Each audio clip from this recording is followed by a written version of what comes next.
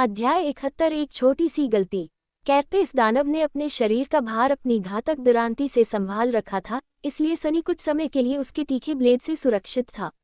बेशक उस राक्षस के पास हमले के और भी तरीके थे। उसके हर विशाल पैर घेराबंदी करने वाले मीले की तरह थे, खतरनाक और विनाशकारी, विनाश करने में सक्षम। लेकिन उस समय उसकी स्थिति इतनी नाजुक थी कि वह उन पर हमला नहीं कर सकता था। सनी के पास कम से कम एक पल का समय था कि वह जो चाहे कर सके, बिना किसी जोखिम के।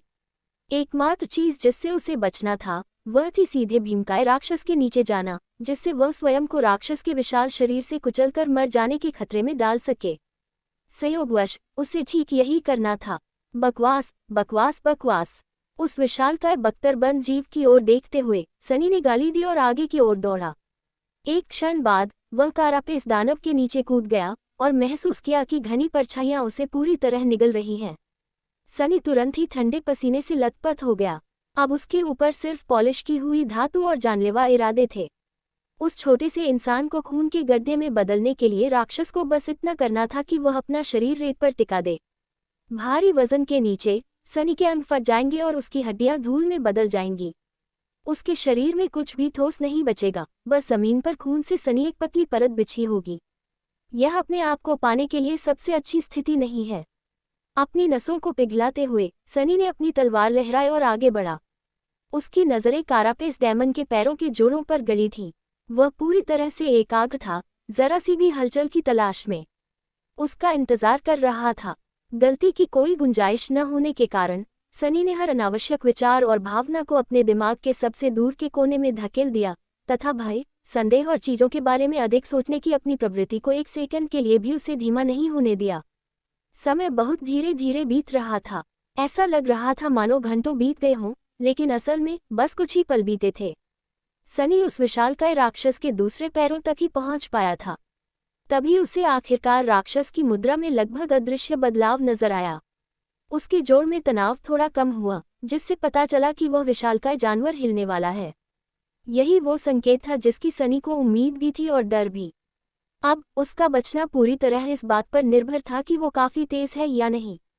जैसे ही उसकी नज़र उस जीव की मुद्रा में आए बदलाव पर पड़ी, सनी एक पैर पर घूम गया और उस बख्तरबंद विशालकाय जीव के नीचे से निकलने की कोशिश में एक तरफ भागा। उसके अचानक मुड़ने से रेत का एक छोटा सा बादल उड़ गया। लेकिन राक्षस अविश्वसनीय रूप से तेज था। उसने अपना शरीर नीचे फेंका, उस घृणित आक्रमणकारी को कीड़े की तरह कुचलने के लिए दृढ़ संकल्पित। जड़ता और अपने मानव शरीर की सीमाओं के कारण सनी की गति धीमी हो गई। उसने महसूस किया कि कवच की धातु की सतह सुरक्षित क्षेत्र तक पहुंचने से बहुत पहले ही उसके सिर पर गिरने लगी। मृत्यु भयंकर गति से आ रही थी।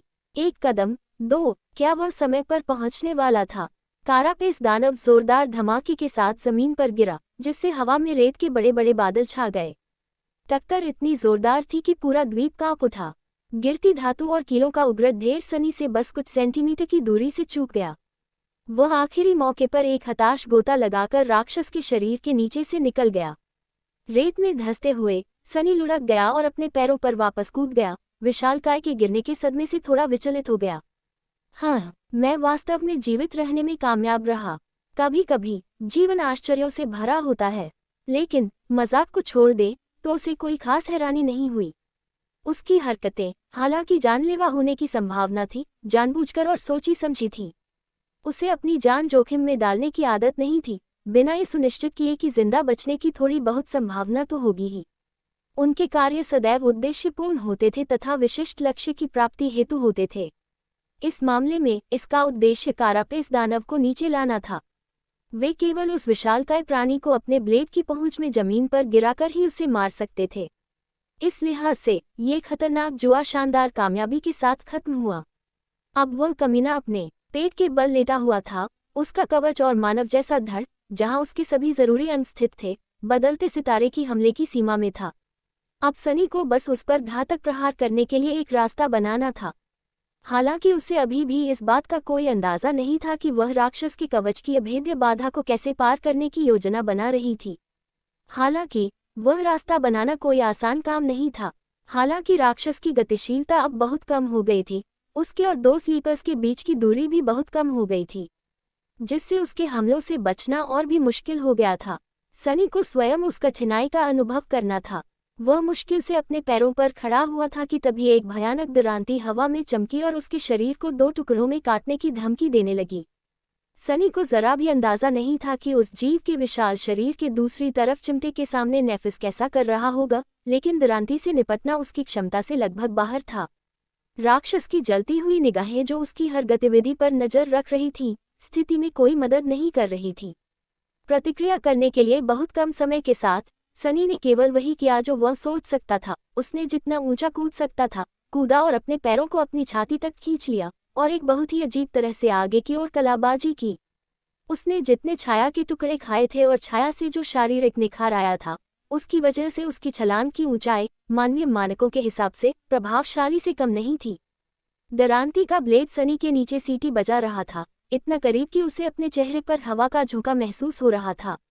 जमीन पर उतरकर वह आगे की ओर दौड़ा। सनी जानता था कि दरांती वापस आएगी, लेकिन उसके पास अपनी स्थिति बदलने और उस विशालकाय जानवर के सामने आने के लिए 1-2 सेकंड का समय था।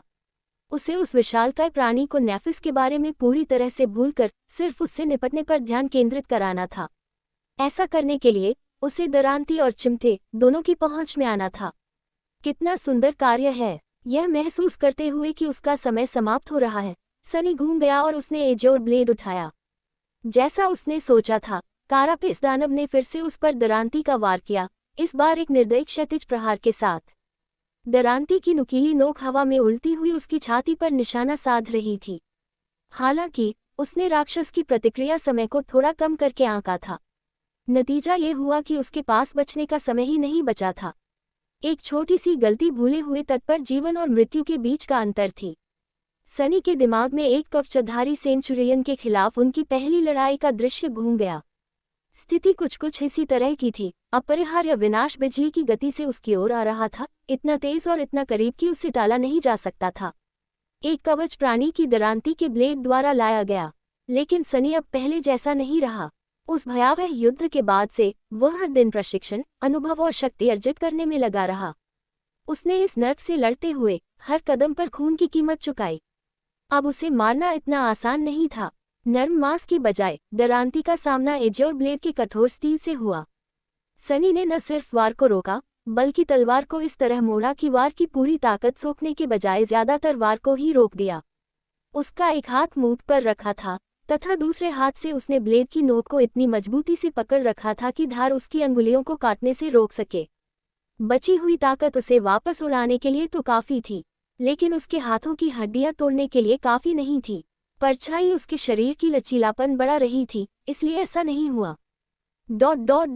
हालांकि एजोर ब्लेड उतना भाग्यशाली नहीं था। एक दुखद ध्वनि के साथ ब्लेड टूटकर क्रॉसगार्ड के पास टूट गया। नीले स्टील के खूबसूरत टुकड़े जमीन पर गिर पड़े। सनी ने दांत पीस लिए, ये जानते हुए कि आगे क्या होगा। मंत्र बोला और उसकी विश्वसनीय तलवार के विनाश की घोषणा की।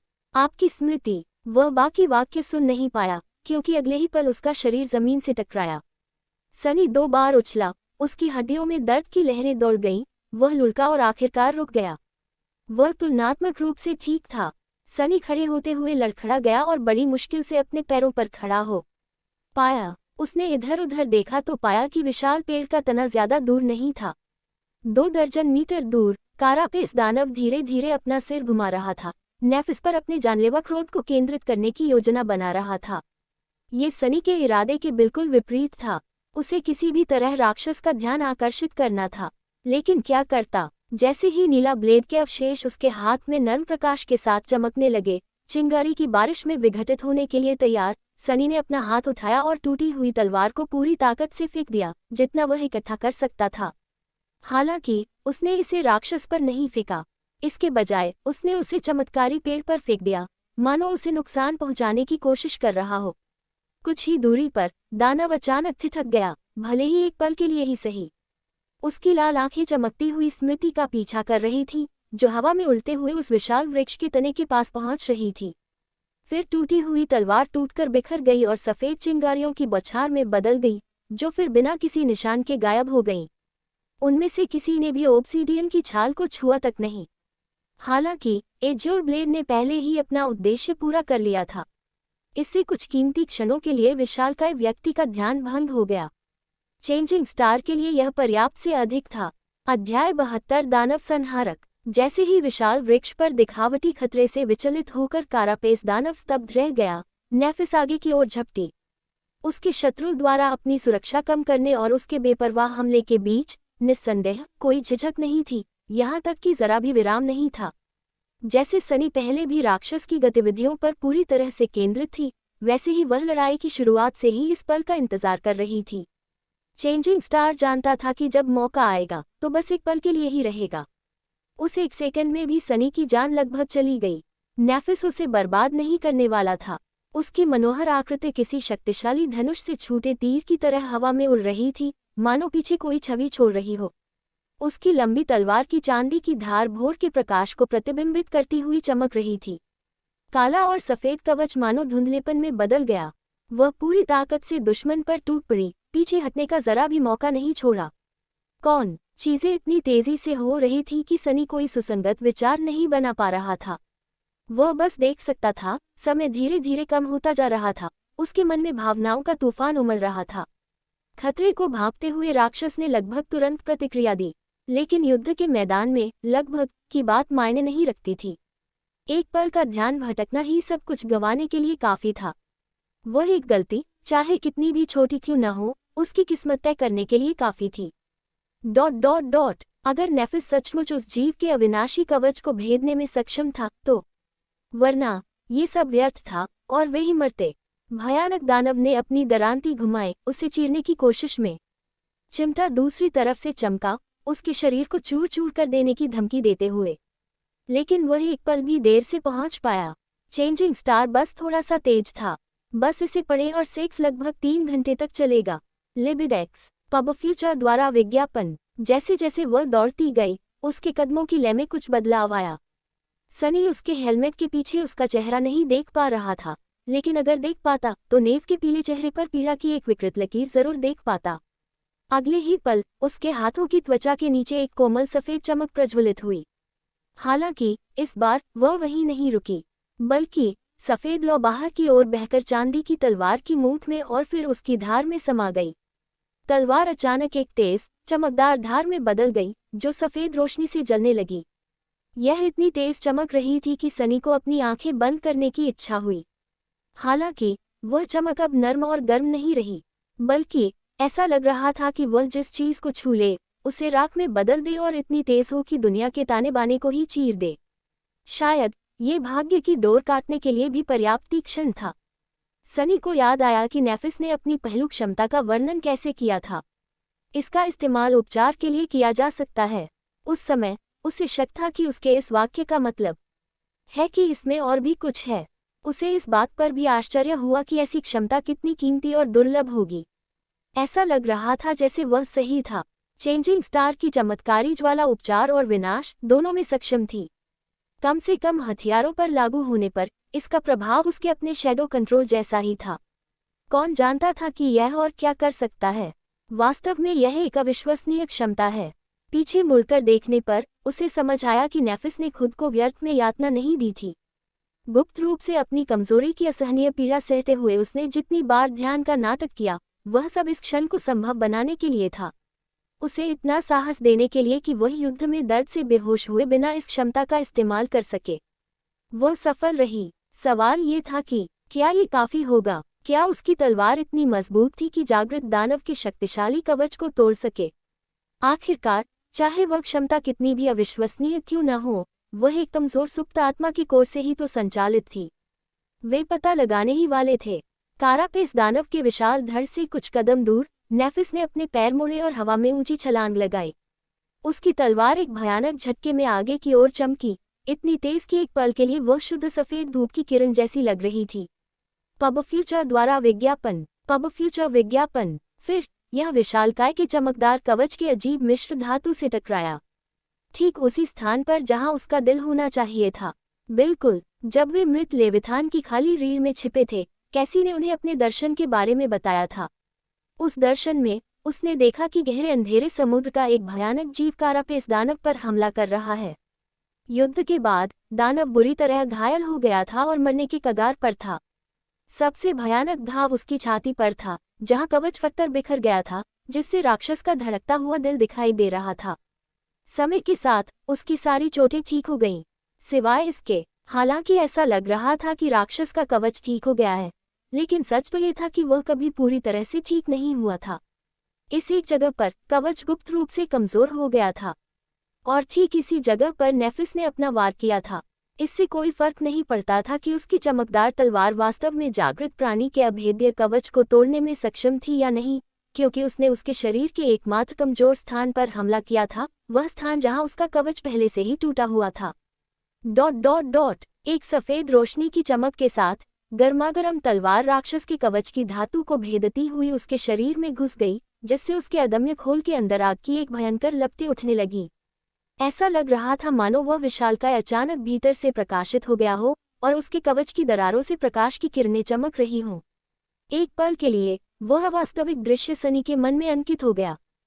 फिर चेंजिंग स्टार की तलवार ने कारापेस दानव के हृदय तक पहुंचकर उसे चीर डाला, उसके चारों ओर की हर चीज को जला दिया और उस भयानक प्राणी के नीले रक्त को उबालकर वाष्पित कर दिया। सनी के पैर लड़खड़ा गए और वह बेधगेपन से अपने नितंबों के बल गिर पड़ा। क्या क्या हमने ये किया? PubFuture ads. राक्षस लड़खड़ा गया, उसकी बाहें धीरे धीरे ऊपर उठी, मानो नफिस को आखिरी बार गले लगाने की कोशिश कर रही हों। लेकिन फिर जैसे ही उसका शरीर एक गया, वे जमीन पर गिर गईं। नेफ रेत पर उतरी और अपनी रक्षा के लिए पीछे कूद पड़ी, लेकिन इसकी कोई जरूरत नहीं थी। एशन बैरो का गौरवशाली संरक्षक मर रहा था। उसकी बची हुई एक आंख की लाल रोशनी मंद पड़ रही थी, और उसकी नजरों से बुद्धिमत्ता का कोई भी अंश तेजी से गायब होता जा रहा था। राक्षस बुरी तरह गिर पड़ा, उसके विशाल शरीर की सारी बची खुची ताकत मिट गई। अविश्वसनीय प्रयास से सिर घुमाकर उसने आखिरी बार उस विशाल वृक्ष पर नजर डाली। फिर उसकी नजर सनी पर रुक गई। उस नजर में अब कोई रोष या पागलपन नहीं था, बस एक अजीब, शांत, अकथनीय भावना थी। ऐसा लग रहा था मानो राहत मिल गई हो। इससे पहले कि सनी उस भावना का अर्थ समझ पाता, कारापेस दानव की आंखों से आखिरी किरण भी गायब हो गई। उसका सिर पीछे की ओर लुढ़क गया और गिर गया। वे जीत गए। विशालकाय शरीर के सामने नेफिस ने अपना हेलमेट उतार दिया था। उसके पीछे उसका चेहरा पीला और थका हुआ था, उसके बाल पसीने से भीगे हुए उससे चिपके हुए थे। सफेद चमक की आभा पहले ही बुझ चुकी थी, जिससे उसकी आंखें फिर से धूसर हो गई थी। चेंजिंग स्टार घुटनों के बल बैठ गई, फिर पीठ के बल लेट गई। वह इतनी थक गई थी कि हिल भी नहीं पा रही थी। पूरी लड़ाई 1 मिनट से भी कम समय तक चली, लेकिन इसने उन दोनों का सब कुछ छीन लिया। सनी ने नेफ का अनुसरण किया और जमीन पर लेटकर सांस लेने की कोशिश करने लगा। वे सचमुच जीत गए, उसे यकीन ही नहीं हो रहा था। मैं 1 सप्ताह तक सोना चाहता हूँ। सनी को याद आया कि कैसी अभी भी उस विशाल पेड़ की शाखाओं पर इंतजार कर रही है। उसे नहीं पता कि कौन जिंदा है और कौन मरा। उसने आह भरी। कुछ पल बाद उसने गहरी सांस ली, फिर अपनी स्वर तंत्री पर जोर डालते हुए वह जोर से चिल्लाया। सुबह के सन्नाटे में राख जैसी रेत से ढकी ऊंची पहाड़ी के बीचों बीच एक खूबसूरत विशाल पेड़ की शाखाओं के नीचे एक अजीब सी चीख सुनाई दे रही थी। एक दानव स्टेक अभी आ रहा है। अध्याय 73 मृत्यु का चक्र। कुछ मिनट बाद सनी को ऊपर कहीं से एक आवाज सुनाई दी। उस तरफ देखते हुए उसने देखा कि कैसी चौड़ी डाल के किनारे खड़ी थी और अपने हाथों में सुनहरी रस्सी पकड़े हुए थी। इससे पहले कि वह कुछ समझ पाता, अंधी लड़की नीचे उतर चुकी थी। वह बहुत सतर्क थी, लेकिन दृष्टिहीन होने के बावजूद काफी फुर्तीली भी थी। उसने पलकें झपकाईं। क्या वह पागल है? ये खतरनाक है। लेकिन वह बेवजह परेशान था। कैसी जल्दी से जमीन पर पहुंची और रस्सी छोड़ दी, सही सलामत। फिर उसने अपनी छड़ी बुलाए और हिचकिचाते हुए एक कदम आगे बढ़ी, ये याद करने की कोशिश करते हुए कि उसकी चीख कहाँ से आई थी। सनी ने अपनी उपस्थिति दर्ज कराई और यह कहकर उसका मार्गदर्शन किया। मैं यहाँ हूँ। अंधी लड़की ने उसकी तरफ सिर घुमाया और आगे बढ़ी, सामने की जमीन को डंडे से ध्यान से टटोल रही थी। द्वीप की सतह बहुत ऊबड़-खाबड़ होने के कारण उसे उस तक पहुंचने में सामान्य से ज्यादा समय लगा। जैसे ही वह आगे बढ़ने वाली थी, सनी ने फिर कहा, अरे कैसी रुकी और आश्चर्य से सिर झुका लिया। फिर उसने पूछा, तुम जमीन पर क्यों लेटे हो? वह मंद मुस्कान के साथ बोला, आह, ये बहुत आरामदायक है।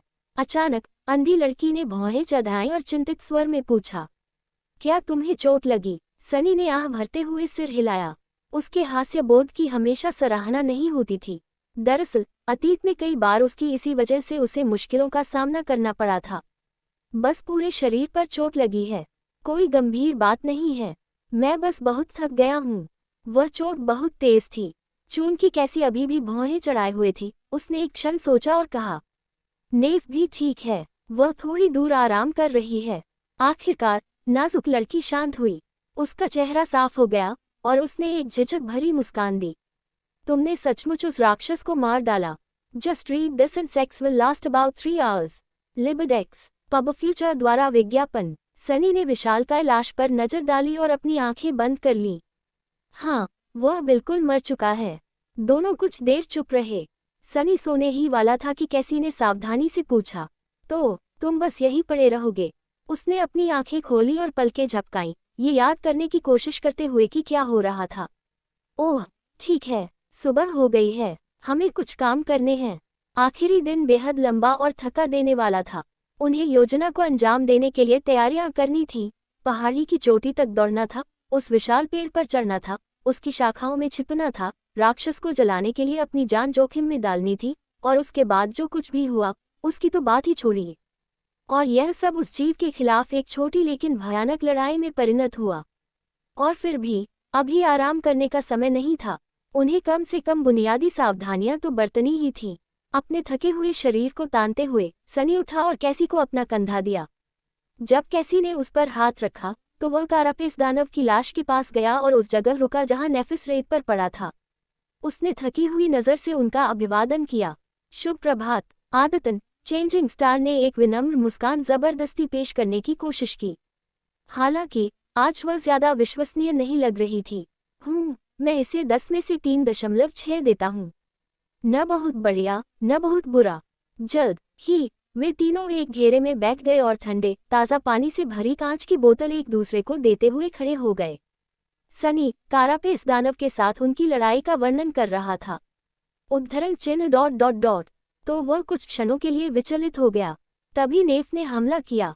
उसने अपनी पहलू क्षमता का उपयोग करके अपनी तलवार को प्रज्वलित किया और राक्षस की छाती पर कवच के कमजोर हिस्से पर प्रहार किया, जिसके बारे में आपने हमें बताया था। ये वास्तव में उसके कवच के बाकी हिस्सों जितना मजबूत नहीं था, इसलिए तलवार आर पार हो गई और उस दुष्ट के दिल को छेद दिया।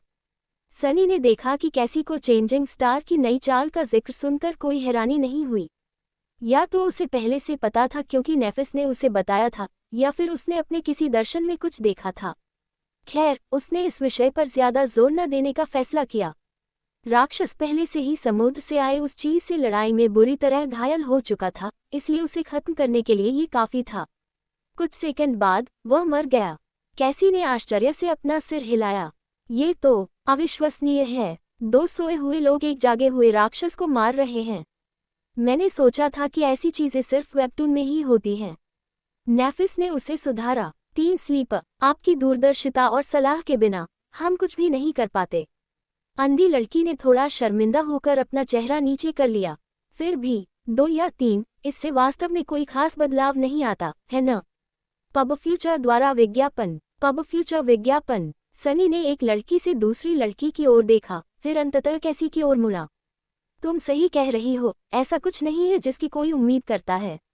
खैर, मैंने वादा किया था कि यह सब खत्म होने के बाद मैं तुम्हारे लिए राक्षस का मांस पकाऊंगा, है ना? क्या तुम मेरी अद्भुत पाक कला देखने के लिए तैयार हो? वह मुस्कुराया। उसके मुंह में पहले से ही रसीले कोमल मांस का स्वाद था। हालांकि कैसी अचानक भौहें सिकोड़ने लगी। उसके चेहरे पर एक झिझक भरी अभिव्यक्ति उभर आई।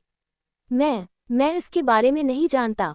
उसने अपनी भौहें उठाईं। क्यों? वह जवाब देने से पहले कुछ देर रुकी।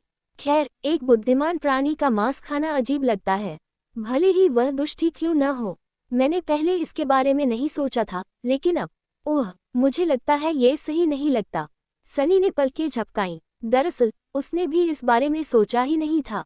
पीछे मुड़कर देखने पर एक ऐसे जीव से स्टेक बनाने का विचार, जिसकी बुद्धि उनके बराबर थी, थोड़ा गलत लगा।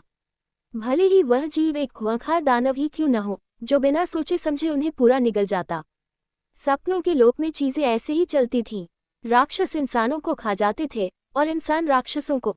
ये जीवन का चक्र था, मृत्यु का चक्र। लेकिन कवचधारी दानव सिर्फ बुद्धिमान ही नहीं था, उसके अपने विचार और व्यक्तित्व भी थे। हालांकि दुर्जन्म प्राणी भी उसकी तरह ही सर्वत्र पागल और हत्या और विनाश के प्रति जुनूनी थे, फिर भी उस लोहे से बने दानव में और भी गुण थे। वह स्वाभिमानी, निडर, यहाँ तक कि वीर भी था। अंधेरे समुद्र के भयानक राक्षसों से लड़ते हुए वह बिना किसी हिचकिचाहट के अपनी जगह पर डटा रहा, आत्मसमर्पण करने से इनकार कर दिया। ऐसे किसी व्यक्ति का मांस पकाना वाकई अजीब माना जा सकता था। शिक्षक जूलियस ने मुझे अपने शत्रुओं को खाने की नैतिकता के बारे में क्यों नहीं बताया? कितनी बड़ी चूक है। सनी की चुप्पी को गलत समझकर कैसी शर्मा गई और बोली, माफ करना, मुझे पता है कि यह हास्यास्पद लगता है, लेकिन मैं भी ऐसा ही महसूस करता हूँ। आपको और नेव को ऐसा करने की जरूरत नहीं है। सनी ने अपना सिर हिलाया। नहीं, हो सकता है आप सही हों, मैं समझता हूँ कुछ हद तक। बात बस इतनी है कि हम अपने साथ कोई सामान नहीं लाए हैं, इसलिए जब तक हम शिकार पर नहीं जाते हम कुछ भी नहीं खा पाएंगे। अंधी लड़की ने आह भरी। फिर उसका चेहरा खिल उठा और उसने कहा, उस बड़े पेड़ के फलों के बारे में क्या ख्याल है? मुझे यकीन है कि वे स्वादिष्ट होंगे। सनी ने आश्चर्य से उसकी ओर देखा। क्या आप गंभीर हैं? कैसी उसके प्रश्न से स्पष्टता उलझन में थी। ओह हाँ, क्यों? कंगना रनौत से जुड़ा ये राज जानकर यकीन नहीं कर पाएंगे। कंगना रनौत के बारे में ये जानकर आपके पैरों तले जमीन खिसक जाएगी। जवाब देने से पहले उसने 2 बार पलकें झपकाईं। वह पेड़ शानदार और सुंदर है, लेकिन ये बहुत अजीब और संदिग्ध भी है। जब कुछ और नहीं उग सकता तो ये यहाँ कैसे उग सकता है? मुझे पूरा यकीन है कि यही वजह है कि एशन बैरो के आसपास के सभी मूंगे मर गए हैं। क्या आपने ऐसी कोई और चीज देखी है जो भूल भुलैया को नुकसान पहुंचा सके? सनी ने कैसी की ओर देखा, फिर नेफिस की ओर, ये दिखाने की कोशिश की कि वह इस बारे में कितना गंभीर है। वैसे भी ये बहुत डरावना है। मुझे नहीं लगता कि हमें ये फल खाने चाहिए। कौन जाने ये हमारे साथ क्या करेंगे? अंधी लड़की मुस्कुराई। तुम्हें थोड़ा सा डर लग रहा है ना? पेड़ तो पेड़ ही होता है। असल में मुझे लगता है कि यह एक अद्भुत उदाहरण है कि कैसे जीवन तमाम मुश्किलों के बावजूद इस भयावह जगह पर भी कायम रह सकता है। मैं शर्त लगा सकता हूँ कि इसके फल बिल्कुल अच्छे होंगे। वह उसे घूरता रहा, समझ नहीं पा रहा था कि क्या कहे। कैसी उसकी पूरी तरह से जायज चिंता को इतना अनदेखा कैसे कर सकती है? यह उसकी आदत बिल्कुल नहीं थी। अप्रिय आश्चर्य से सनी ने नेव की ओर मुड़कर उम्मीद जताई कि वह उसका साथ देगी। चेंजिंग स्टार ने बोलने से पहले कुछ सोचा, फिर उसने संयमित स्वर में कहा, सनी सही कह रही है। उस पेड़ में बहुत सी अजीब बातें हैं। उसके फल खाना बहुत जोखिम भरा होगा। अंततः तर्क की आवाज। उसने राहत भरी सांस छोड़ी। हालांकि उसका दिल अभी भी अकारण चिंता से ग्रस्त था। जैसे ही कैसी ने निराशा से आह भरी, चेंजिंग स्टार ने उसकी ओर मुड़कर पूछा, एको नष्ट हो गया? सनी का चेहरा काला पड़ गया। उसे अभी भी अपने वफादार सफाईकर्मी के खोने का दुख था। हाँ, राक्षस ने मेरी अपेक्षा से भी ज्यादा तेजी से काम किया। इससे पहले कि मैं कुछ कर पाता उसने उसे मार डाला। नेफिस ने भौहें चढ़ाईं। बहुत बुरा हुआ। हमारी गति बहुत कम हो जाएगी। क्या तेरे पास दिल नहीं है, औरत? कम से कम उदास होने का नाटक तो कर। मेरी बेचारी एको चली गई। उसकी परछाई ने अपने मालिक की बचकानी हरकतों पर हैरान होकर सिर हिलाया। सनी भी उसकी प्रतिक्रिया से हैरान था, क्योंकि इको के मरने के बाद उसका पहला विचार यही था कि उसे बेचकर वह कितना पैसा नहीं कमा पाएगा। हाँ, ओह, अफसोस की बात है। चेंजिंग स्टार ने उसे सिर हिलाकर स्वीकृति दी और फिर पूछा, तुमने भी अपनी तलवार खो दी? सनी ने आह भरी और दांत पीस लिए। हाँ, जब मैंने राक्षस की दरांती रोकी तो ये टूट गई, जो उसके मेहतर की मौत से भी ज्यादा दर्दनाक था। एज्योर ब्लेड उसकी पहली तलवार थी। उसने लंबे समय तक उससे युद्ध किया और प्रशिक्षण लिया। वह पहले से ही उसका एक हिस्सा बन चुकी थी, और अब वह चला गया था। नेफिस ने हाथ उठाया। खैर, तुम भाग्यशाली हो। मुझे कारापेस दानव को मारने के बाद एक स्मृति मिली। यह एक हथियार है। अध्याय 74 मध्यरात्रि शॉट। सनी का दिल थोड़ा धड़क उठा। तुरंत ही वह नीला ब्लेड के बारे में सब कुछ भूल गया। हाँ, उस तलवार का एक खास भावनात्मक मूल्य था, लेकिन भावनात्मकता की परवाह किसे है? वह एक कवच खोजी से आई थी, जो उसके वर्तमान पद के लिए बिल्कुल भी बुरा नहीं था। बहुत कम स्लीपर्स को जागृत हथियार चलाने का मौका मिला, लेकिन यह नई स्मृति एक वास्तविक जागृत राक्षस से आई थी। एक राक्षस। इस प्रकार ये तीसरे स्तर की जागृत स्मृति बन गई, जो एज्योर ब्लेड से 2 स्तर ऊपर थी। कुल 7 स्तर थे, जो दुर्लभ प्राणियों के 7 वर्गों के अनुरूप थे, जानवरों से लेकर टाइटन्स तक। सच कहें तो उच्च स्तर का मतलब हमेशा यह नहीं होता था कि स्मृति अधिक शक्तिशाली होगी, लेकिन आमतौर पर कोई प्राणी जितना अधिक उन्नत होता था, उतनी ही अनोखी और दुर्जेय स्मृतियां वह पीछे छोड़ जाता था। यही कारण है कि कठपुतली का कफन, जो एक जागृत तानाशाह से आया था और इसलिए इसे T5 जागृत कवच माना जाता था, इतना कीमती था। भयानक शानदार हो। सनी ने बहुत कोशिश की कि उसका उत्साह उसके चेहरे पर न दिखे। बेपरवाही का नाटक करते हुए उसने अपनी आवाज को संयमित रखा और कहा, सचमुच यह अच्छा है। नेफिस ने उसका हाथ थाम लिया, सनी की शांत दिखने की सारी कोशिशों पर पानी फेर दिया और अपनी आंखें बंद कर लीं।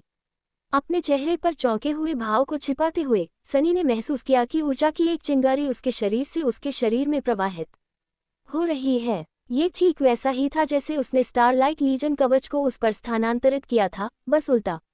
आपको एक मेमोरी प्राप्त हुई है, मिडनाइट शॉर्ड। बस इसे पढ़ें और सेक्स लगभग 3 घंटे तक चलेगा। लिबिडेक्स पब फ्यूचर द्वारा विज्ञापन। हाँ, बढ़िया नाम है। उसने रून्स को बुलाया और अधीरता से अपने नए हथियार का विवरण खोजने लगा। स्मृति, मिडनाइट शॉर्ड, स्मृति रैंक, जागृत, स्मृति प्रकार, हथियार, स्मृति विवरण। एक गिरे हुए तारे के टुकड़े से गढ़ा गया, ये वीर तलवार दृढ़ और अडिग है। यह उन लोगों का साथ देता है जो खून की आखिरी बूंद तक लड़ने को तैयार है और कभी हार नहीं मानते। दिलचस्प। बिना समय गंवाए सनी ने मिडनाइट शॉर्ड को बुलाया। तुरंत ही उसके हाथ में एक सुंदर तलवार आ गई। तलवार कुछ एज और ब्लेड जैसी दिखती थी, लेकिन सिर्फ इस मायने में कि यह एकधारी थी और इसमें 2 हाथों के लिए उपयुक्त लंबी मूठ थी। हालांकि समानताएं यही खत्म हो गईं। सबसे पहले इसका ब्लेड काफी लंबा था, लगभग 70 से 80 सेंटीमीटर के बीच, और थोड़ा घुमावदार। यह उसी चमकदार धातु से बना था जिससे कारापेस डेमन का कवच बना था। यह अविश्वसनीय रूप से तीक्ष्ण था। मूठ पॉलिश की हुई काली लकड़ी से बनी थी, जो देखने में विशाल वृक्ष की गोमेद शाखाओं जैसी थी। क्रॉसगार्ड आकार में गोल था और एज और ब्लेड की तुलना में ज्यादा उभरा हुआ था, जिससे धारक के हाथ को बेहतर सहारा और सुरक्षा मिलती थी। तलवार पर कोई सजावट, कोई आभूषण, कोई अलंकरण नहीं था। वह सादी थी, मानो युद्ध और सिर्फ युद्ध के लिए ही बनाया गया कोई असली हथियार हो। उससे एक ठंडी, भयावह आभा फैलती हुई प्रतीत हो रही थी। पब फ्यूचर द्वारा विज्ञापन। पब फ्यूचर विज्ञापन। जैसे ही सनी का हाथ मिडनाइट शॉर्ड पर पड़ा, उसे लगा कि इस तलवार में अटूट इच्छा शक्ति है। इसकी धार इतनी मजबूत थी कि बिना किसी नुकसान के विनाशकारी प्रहारों को झेल सकती थी। इस तलवार के हाथ में होते ही सनी को फिर कोई निहत्था नहीं छोड़ सकता था। उससे भी बढ़कर उसके दिल की गहराई में कहीं एक अजीब सी नई अनुभूति हुई। जब सनी ने मिडनाइट शॉर्ड को थामा, तो उसे एक सूक्ष्म उपस्थिति का एहसास हुआ, मानो उसके अंदर शक्ति का एक गहरा कुआं छिपा हो, उसकी पहुंच से परे। वह अभी तक ये समझ नहीं पाया था कि उस शक्ति तक कैसे पहुंचा जाए, लेकिन वह निश्चित रूप से वास्तविक थी। लगता है मुझे पहले उसकी कृपा जीतनी होगी, पर मैं ये कैसे करूं? मुझे बाद में प्रयोग करने होंगे। अपने नए हथियार की प्रशंसा करते हुए सनी ने नेफिस की ओर देखा और कहा, मुझे भी पता है कि यह किस प्रकार की तलवार है। यह एक कटाना है ना? उसने मिडनाइट शॉर्ड का अध्ययन किया और फिर उत्तर दिया, तकनीकी रूप से यह एक ताची है। यह पारंपरिक कटाना से लंबा है और इसके ब्लेड का आकार थोड़ा अलग है, लेकिन ये दोनों काफी समान हैं। एक ताची, खैर सुनने में तो अच्छा लग रहा था, और एज और ब्लेड से सीखे गए ज्यादातर सिद्धांत इस तरह की तलवार पर भी लागू हो सकते थे, क्योंकि दोनों की नींव एक ही थी। यह नया सामान सनी को इको के खोने का गम भुलाने के लिए तो काफी नहीं था, लेकिन उसका मूड जरूर काफी सुधर गया। उसे मिडनाइट शॉर्ड बहुत पसंद आया। बहुत। उसके सरल, दृढ़ डिजाइन में खूबसूरती थी। ये कमजोर और जानलेवा था, कुछ सनी की तरह। यह एक महत्वपूर्ण उन्नयन था। पब फ्यूचर विज्ञापन। अचानक सनी के मन में एक गहरा विचार आया। नेफिस की ओर देखते हुए उसने अपना गला साफ किया और थोड़ी हिचकिचाहट के बाद कहा, ओह, ये बहुत अच्छा हथियार है। 3री श्रेणी का, इससे कम नहीं। क्या तुम सच में इसे अपने पास नहीं रखना चाहते? आखिरकार चेंजिंग स्टार ही तो थी जिसने कारापेस दानव पर आखिरी वार किया था। असल में मेमोरी उसकी ही थी, लेकिन सनी को सचमुच उम्मीद थी कि वह मना कर देगी। नेफिस ने अपना सिर हिलाया।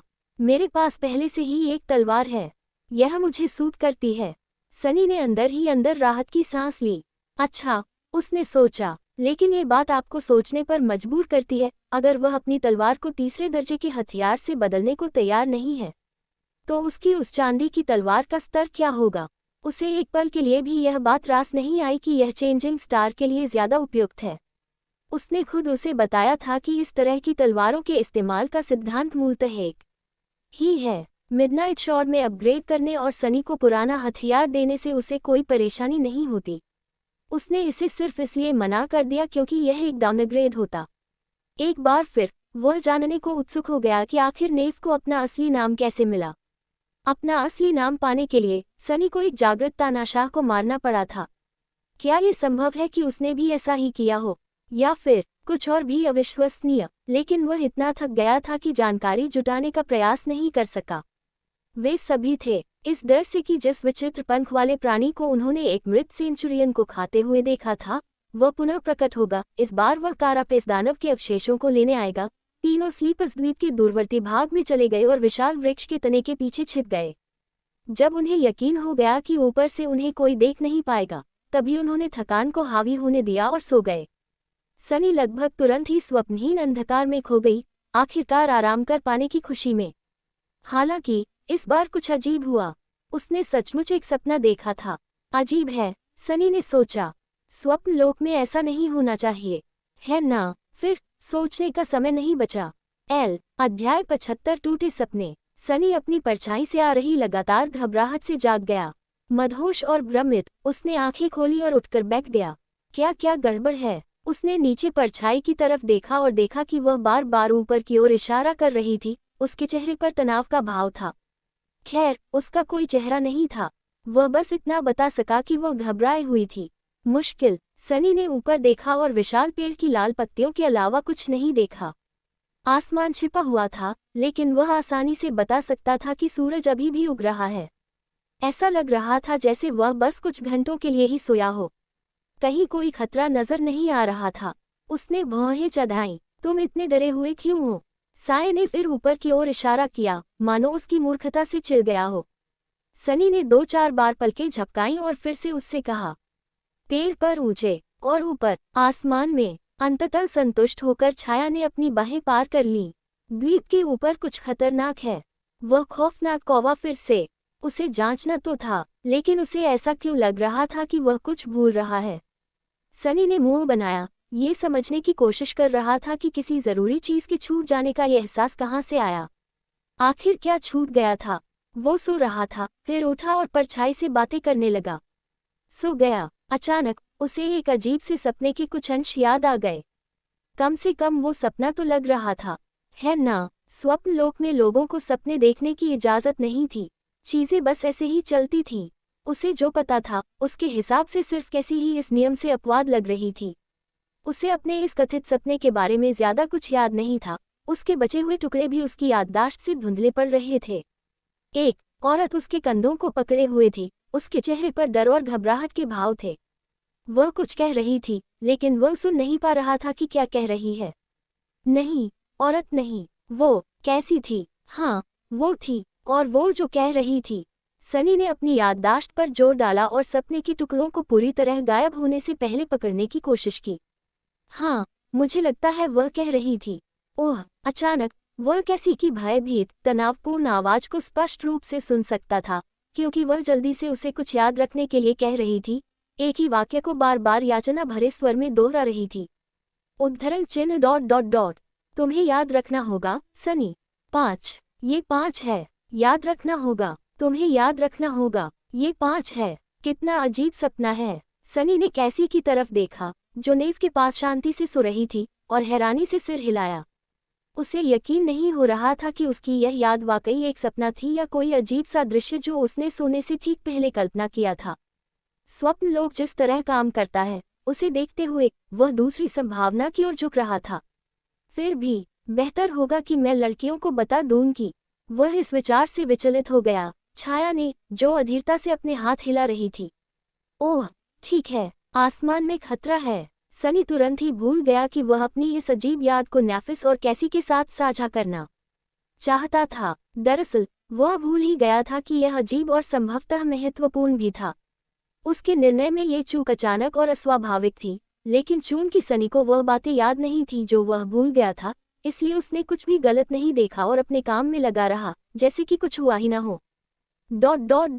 अगर उसने ऐसा किया होता तो उसे एहसास हो सकता था कि एशन बैरो पहुंचने के बाद से यह पहली बार नहीं था कि वह कोई महत्वपूर्ण बात भूल गया हो। खड़े होकर सनी ने मिडनाइट शॉट को बुलाया और उस विशाल वृक्ष के रक्त लाल पत्तों पर गहरी नजर डाली। हाथ में काले पॉलिश किए हुए मूठ की ठंडक महसूस करते हुए उसे थोड़ा सुकून मिला। उसकी शांत हरकतों से जागकर नेफिस ने अपनी आंखें खोली और उसकी ओर देखा। उसका शरीर तनावग्रस्त हो गया। उसकी आंखों में एक मौन प्रश्न था। सनी ने अपना सिर हिलाया। मुझे अभी तक पता नहीं है। जब तक मैं चीजों की जांच करता हूं तब तक तुम कैसी के साथ रहो। लड़कियों को पीछे छोड़कर सनी आगे बढ़ गया।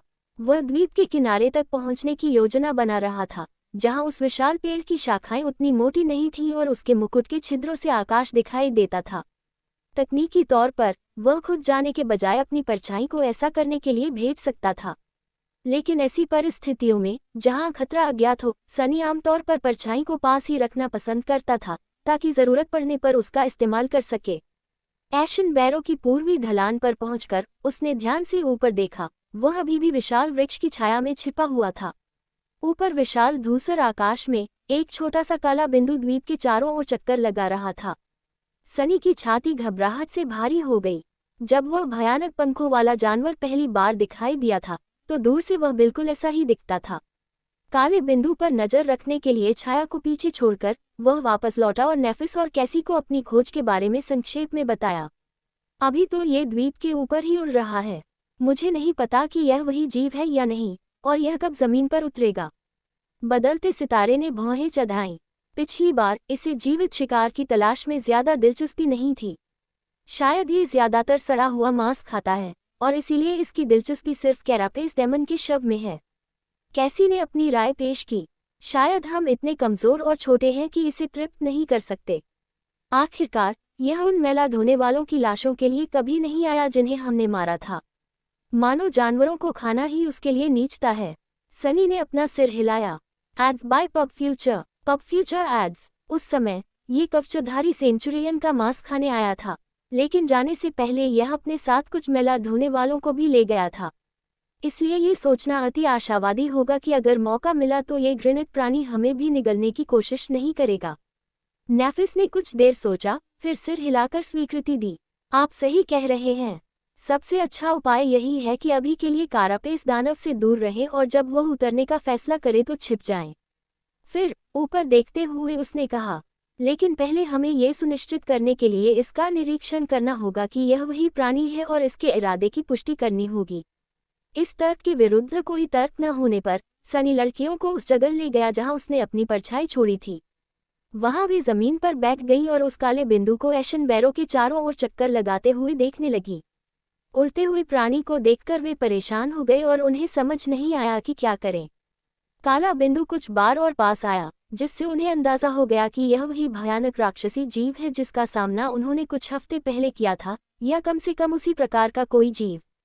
हालांकि वह कभी भी विशाल वृक्ष के शिखर के बहुत पास नहीं आया, मानो उसकी छाया में उतरने में झिझक रहा हो। इससे भी बुरी बात यह थी कि जैसे जैसे घंटे बीतते गए, उसी प्रजाति के दो और घिनौने जीव उसमें शामिल हो गए, जिनमें से हर एक पहले वाले जितना ही भयानक और घिनौना था। अब उनके सिर के ऊपर आसमान में 3 काले बिंदु चक्कर लगा रहे थे, जिससे सनी का दिल दहशत से भर गया।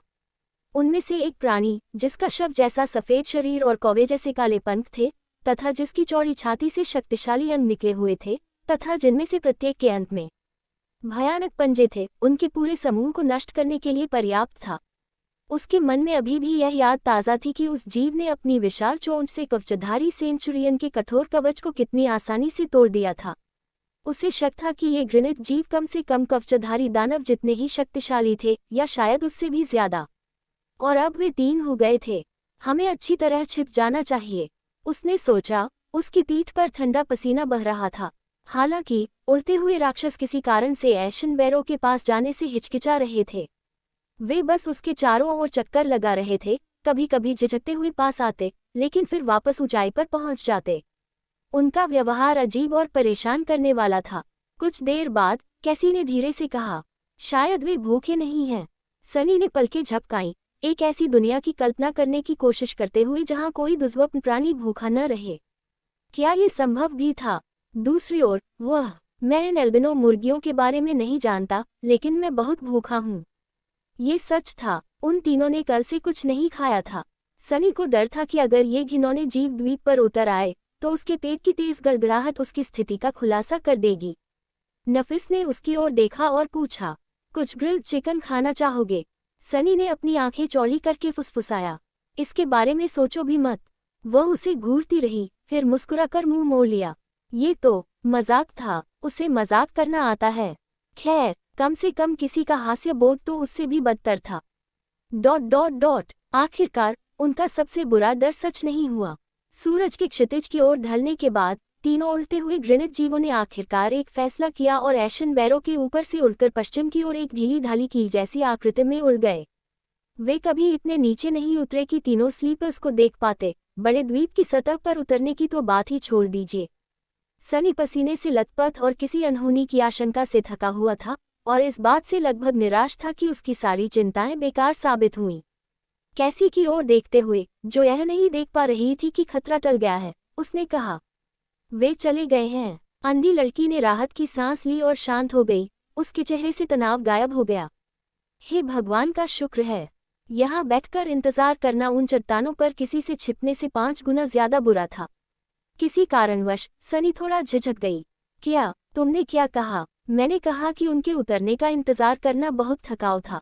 उसने पलकें झपकाईं, समझ नहीं पा रहा था कि इस मामूली से वाक्य पर उसने इतनी अजीब प्रतिक्रिया क्यों दी। क्या उसने कैसी और 5वें नंबर से जुड़ा कोई सपना देखा था? बिल्कुल देखा था। ऐसा नहीं था कि इस बारे में दोबारा सोचने की जरूरत थी। ओह हाँ, आप सही हैं। फिर वह नफिस की ओर मुड़ा और पूछा, अब आप क्या करना चाहते हैं? बदलते सितारे ने पश्चिम की ओर देखा, जहां काले बिंदु दृष्टि से ओझल हो गए थे, और थोड़ी देर रुकने के बाद कहा, आइए द्वीप के पश्चिमी किनारे की जांच करें और अगले उच्चतम बिंदु पर पहुंचने का निर्णय लें। सनी ने कोई आपत्ति न जताते हुए कंधे उचका दिए। कैसी मुस्कुराई, अच्छा विचार है। कौन जाने, शायद हम अंततः महल की दीवारें देख सकें। तारानकन तारानकन तारानकन। जल्द ही वे द्वीप पार कर उसकी पश्चिमी ढलान पर पहुंच गए। यहाँ जमीन नीचे गिरने से ठीक पहले ऊपर उठी हुई थी, जिससे एक प्राकृतिक प्राचीर बन गई थी जो पूरे परिदृश्य को उनकी आंखों से छिपा रही थी। नेफिस सबसे पहले ऊपर चढ़ा और शीर्ष पर पहुंचा। सनी उसके ठीक पीछे था जब उसे लगा कि कुछ गड़बड़ है।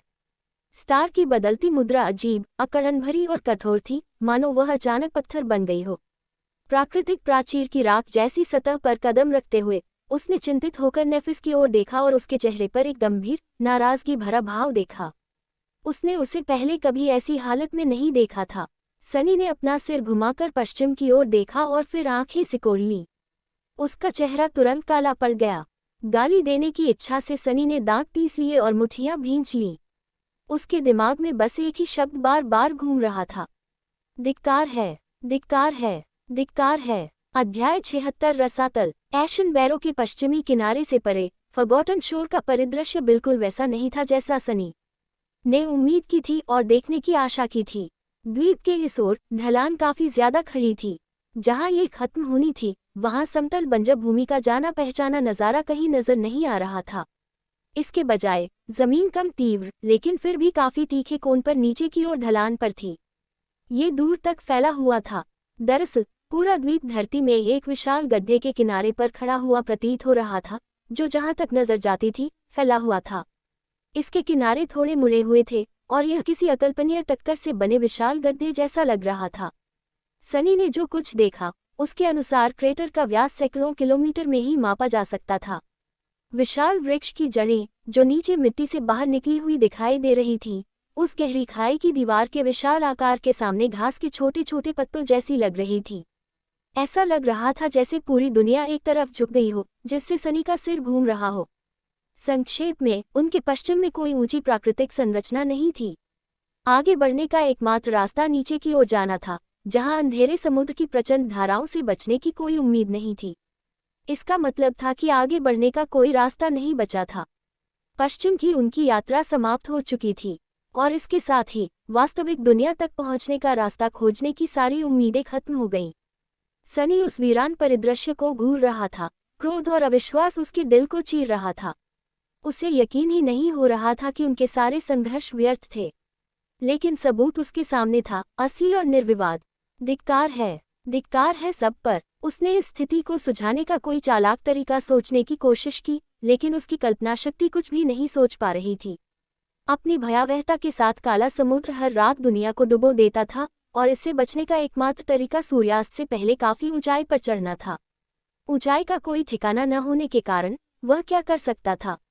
सनी ने नेफिस की तरफ देखा, जो उससे भी ज्यादा निराश लग रही थी। उसका चेहरा बर्फ के नकाब में बदल गया था, उसकी आंखों में कड़वाहट और आक्रोश से भरी एक गहरी नजर थी।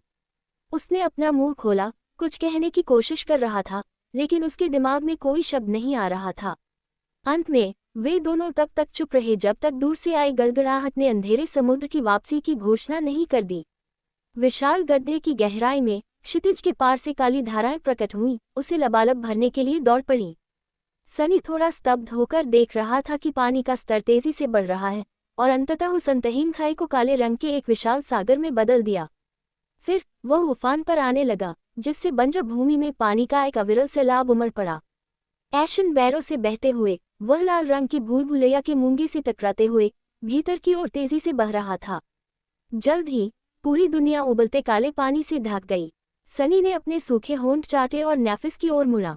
थोड़ी देर रुकने के बाद उसने कर्कश स्वर में कहा, मुझे लगता है कि हमने अंधेरे समुद्र का स्रोत ढूंढ लिया है। वह रुकी रही और आकाश से सूर्य की अंतिम किरणों को धीरे धीरे लुप्त होते देखती रही, फिर चेहरे पर गंभीर भाव लिए उसकी ओर मुड़ी। उद्धरण चिन्ह ... चलो वापस चलें। तारानकन तारानकन तारानकन। इस भयानक खोज से तीनों ही खो गए और दिल टूट गया। खासकर कैसी तो पूरी तरह सदमे में थी। इसका कोई मतलब ही नहीं है, बिल्कुल नहीं है। वह कैंप की ओर जाते हुए बुदबुदाई, ऐसा कैसे हो सकता है? सनी का कंधा पकड़ते हुए उसने अपने कदम तेज किए और पूछा, क्या आप निश्चित हैं कि समुद्र तल से ऊपर कुछ भी नहीं है? क्या आप पूरी तरह से निश्चित हैं? उसने आह भरी। उसे महसूस हुआ कि उसका मूड पहले से भी अधिक खराब हो गया है। हाँ, हमने काफी ध्यान से देखा। पूरी जमीन नीचे नीचे और नीचे तक जाती है। ये क्षितिज तक फैली हुई है, जहां तक हम देख सकते थे, पूर्व को छोड़कर सभी दिशाओं में।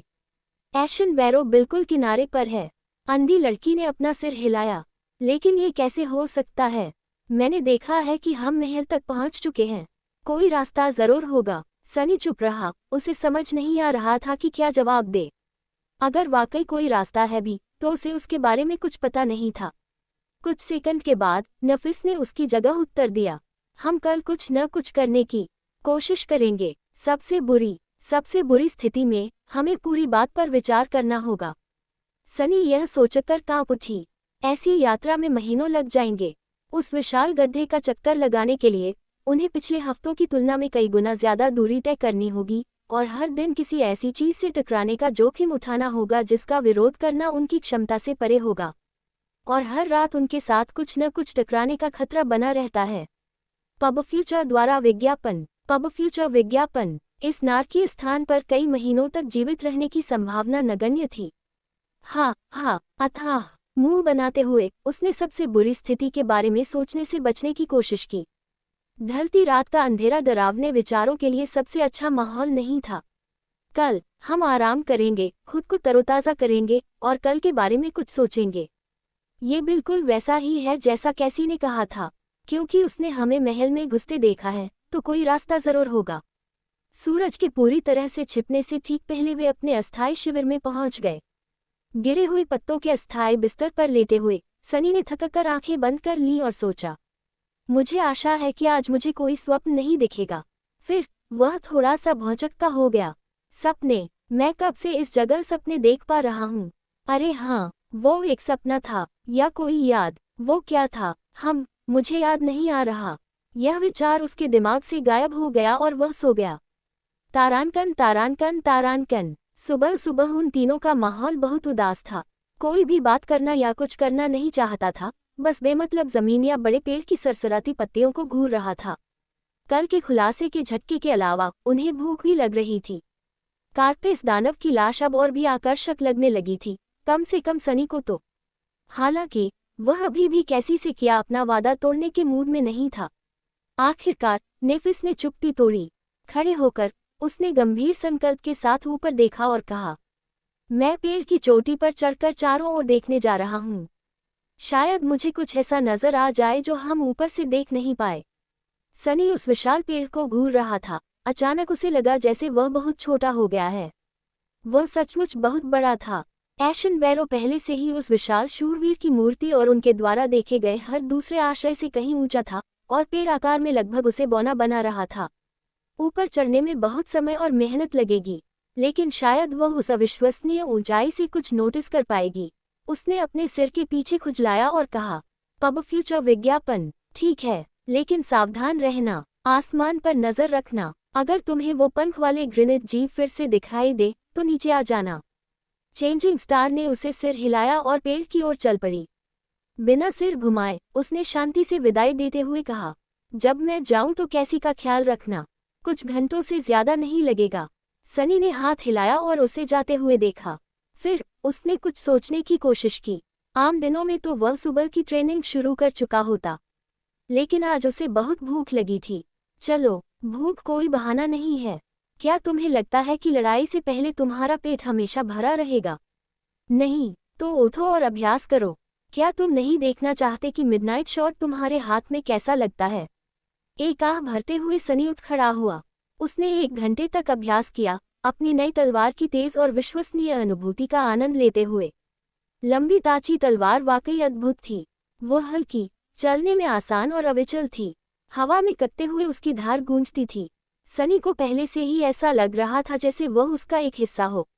उनकी गतिविधियां तरल और संतुलित, लगभग सुरुचिपूर्ण थीं। प्रशिक्षण सत्र समाप्त होने के बाद उन्होंने कुछ उपयोगी कार्य करने का निर्णय लिया। कैरपेस डैमन की लाश के पास जाकर सनी ने कुछ देर उसमें से आत्मा का टुकड़ा निकालने में बिताई। आखिरकार उसने बड़ी मुश्किल से 3 क्रिस्टल इकट्ठा किए और उन्हें समुद्री शैवाल से भरे बैग में रख दिया। अब क्या करें? कुछ देर सोचने के बाद उसे अचानक एक विचार आया और उसने अपनी स्मृति से उस जगह को ढूंढने की कोशिश की, वह जगह जहां कारापेस दानव ने रेत में दिव्य आत्मा का टुकड़ा गिराया था। वह टुकड़ा अधीनस्थ सेंचुरियन द्वारा एशन बैरो में लाया गया था और नेफ या कैसी के लिए एक बड़ा उपहार होगा। उसे जल्दी ही सही जगह मिल गई। हालांकि सनी ने बहुत कोशिश की, लेकिन उसे वह आकर्षक क्रिस्टल नहीं मिला। इस प्रक्रिया में कुछ घंटे और बीत गए। अजीब बात है, ये तो बहुत बड़ा था। ये कहाँ हो सकता है? वह खोज जारी रखने के लिए दृढ़ था, लेकिन उसी समय कैसी के साथ छोड़ी गई उसकी परछाई ने उस विशाल पेड़ की शाखाओं में हलचल देखी। नेफिस वापस आ गया था। सनी कैंप की ओर लौटी और सोचने लगी कि उसने क्या पाया था। क्या उनके लिए कोई उम्मीद बची थी, या फिर बस और बुरी खबरें ही बाकी थीं? जब वह वापस लौटा तो नेफ और कैसी अपने चेहरे पर सहज भाव लिए जमीन पर बैठे थे। उसने कुछ देखा। सनी ने अचानक उत्साहित होकर सोचा, लेकिन अगले ही पल उसकी आंखें चौड़ी हो गईं। दोनों लड़कियां अपने हाथों में कुछ पकड़े हुए थीं, उनके होंठ लाल रंगे हुए थे। वे खा रही थीं। वे बड़े पेड़ के फल खा रहे थे। अध्याय 77 मंत्रमुग्ध। सनी लड़खड़ा गया और अपने साथियों की ओर आश्चर्य से देखने लगा। नेफिस और कैसी दोनों के हाथ में एक बड़ा, गोल, चमकता हुआ फल था। इन फलों का छिलका गोमेद की तरह चिकना और काला था, जबकि अंदर का रसीला भाग माणिक्य की तरह लाल था। उनके हाथ, ठुड्डी और होंठ लाल रस से सने हुए थे, जिससे ऐसा लग रहा था मानो वे खून का आनंद ले रहे हों। हवा एक आकर्षक, मीठी सुगंध से भरी हुई थी। सनी पीछे हट गया, लेकिन उसका पेट अनायास ही गुर्रा उठा, जिससे उसे याद आ गया कि वह कितना भूखा है। नेफिस ने सनी की ओर देखा और उसे एक आरामदायक मुस्कान दी। अरे, वह उसे घूरता रहा, कुछ बोल नहीं पा रहा था। आखिरकार कुछ सेकंड बीतने के बाद सनी ने खुद को संभाला और चीखा, अरे, से तुम्हारा क्या मतलब है? तुम क्या कर रहे हो? उसकी आवाज ऊंची, अविश्वास और क्रोध से भरी हुई थी। नेफ और कैसी दोनों उसकी ओर मुड़े। वे स्पष्ट रूप से भ्रमित थे। तुम चिल्ला क्यों रहे हो? सनी उन्हें देखता रह गया, मानो उसका दिमाग खराब हो गया हो। वे इस बारे में इतने बेपरवाह क्यों थे? आखिर हो क्या रहा है यहाँ? स्थिति को समझने की कोशिश करते हुए उसने सावधानी से एक कदम आगे बढ़ाया और नेफिस की ओर देखा। क्या वह, रुको, वह क्या सोच रहा था? उसे बहुत भूख लगी थी। खाने के अलावा किसी और चीज पर ध्यान केंद्रित करना मुश्किल हो रहा था। अप्रत्याशित स्मृति लोप को दूर करते हुए सनी को याद आया कि वह क्या कहने वाला था और उसने कहा, तुमने अपना मन क्यों बदल दिया? बदलते सितारे ने भौहें चढ़ाईं। मेरा मन बदल गया। किस बारे में? उसने अपने दांत भींच लिए, ये सोचकर कि वो उसे बेवकूफ़ बनाने की कोशिश कर रही है। फलों के बारे में। मुझे लगा कि हम उन्हें न खाने पर सहमत हुए थे। नेफिस ने पलकें झपकाईं, उसके चेहरे पर उलझन भरी अभिव्यक्ति दिखाई दी।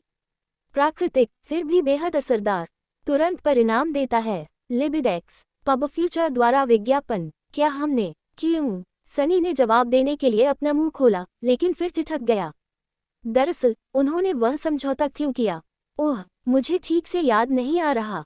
उसे यकीन था कि कोई वजह जरूर होगी, लेकिन उसकी याददाश्त पूरी तरह से खाली थी। कोई सहमति जरूर थी, है ना? उसे पूरा यकीन था कि ऐसा जरूर होगा, कम से कम कुछ पल पहले तक तो। अब, लेकिन क्या उसने ये सब कल्पना में सोचा था? उन मनमोहक फलों को न खाने का कोई कारण ही नहीं था, खासकर जब तीनों इतने भूखे थे। नहीं, रुको, ये सही नहीं है। क्या तुम ठीक हो, सनी? वह सिहर उठा और नेफिस की तरफ देखा, जो उसे चिंता से देख रहा था। अचानक सनी भ्रमित और भ्रमित महसूस करने लगा। वे किस बारे में बात कर रहे थे? किसी समझौते के बारे में। कैसा समझौता? जवाब देने का विचार न आने पर वह बस वहीं खड़ा रहा, उसके चेहरे पर शिकन थी और वह मुंह बना रहा। उफ, ये तो शर्मनाक है। जब वो मुझसे बात कर रही थी तो क्या मैं बिल्कुल बेहोश हो गया था? खुशकिस्मती से कैसी ने तुरंत उसकी मदद की। वह हमेशा जानती थी कि हालात को कैसे कम मुश्किल बनाया जाए। क्या आप इसलिए नाराज हैं क्योंकि हमने आपके बिना ही खाना शुरू कर दिया? उसने उसकी तरफ देखा और उसके हाथों में बड़े, स्वादिष्ट फल देखे। उसका पेट गुर्रा उठा। बहुत भूख लगी है। ओह, मुझे लगता है। कैसी मुस्कुराए और जमीन की ओर इशारा किया, जहां गिरे हुए पत्तों के ढेर पर एक और फल रखा था। उसके दांत लाल रस से सने हुए थे। चिंता मत करो, नेफ उनमें से 3 लाया है, प्रत्येक के लिए एक। उसकी कितनी अच्छी बात है। सनी ने फल उठाया, उसे देखा और बिना सोचे समझे एक टुकड़ा खा लिया। तुरंत ही उसका मुंह मनमोहक, ठंडी मिठास से भर गया। रसीला फल शायद अब तक का सबसे स्वादिष्ट फल था जो उसने कभी चखा था। ये पौष्टिक और ताजगी भरा था, इसकी बनावट समृद्ध और बाद में हल्का, देर तक बना रहने वाला स्वाद था। माणिक्य जैसा गूदा उसकी जीभ पर लगभग पिघल गया, जिससे उसका पूरा शरीर सिहर उठा। यह एक फल के रूप में परम आनंद था। बहुत खूब। अपनी खुशी के बावजूद सनी किसी वजह से परेशान था। पूरी स्थिति में कुछ तो गड़बड़ थी। लेकिन क्या? पब फ्यूचर द्वारा विज्ञापन। पब फ्यूचर विज्ञापन। एक और निवाला खाते हुए उसने भौहें चढ़ाईं और इस बेचैनी की वजह समझने की कोशिश की। आत्मा वृक्ष के फल के स्वाद के अलावा किसी और चीज के बारे में सोचना मुश्किल था, लेकिन उसने खुद को एकाग्र करने के लिए मजबूर किया।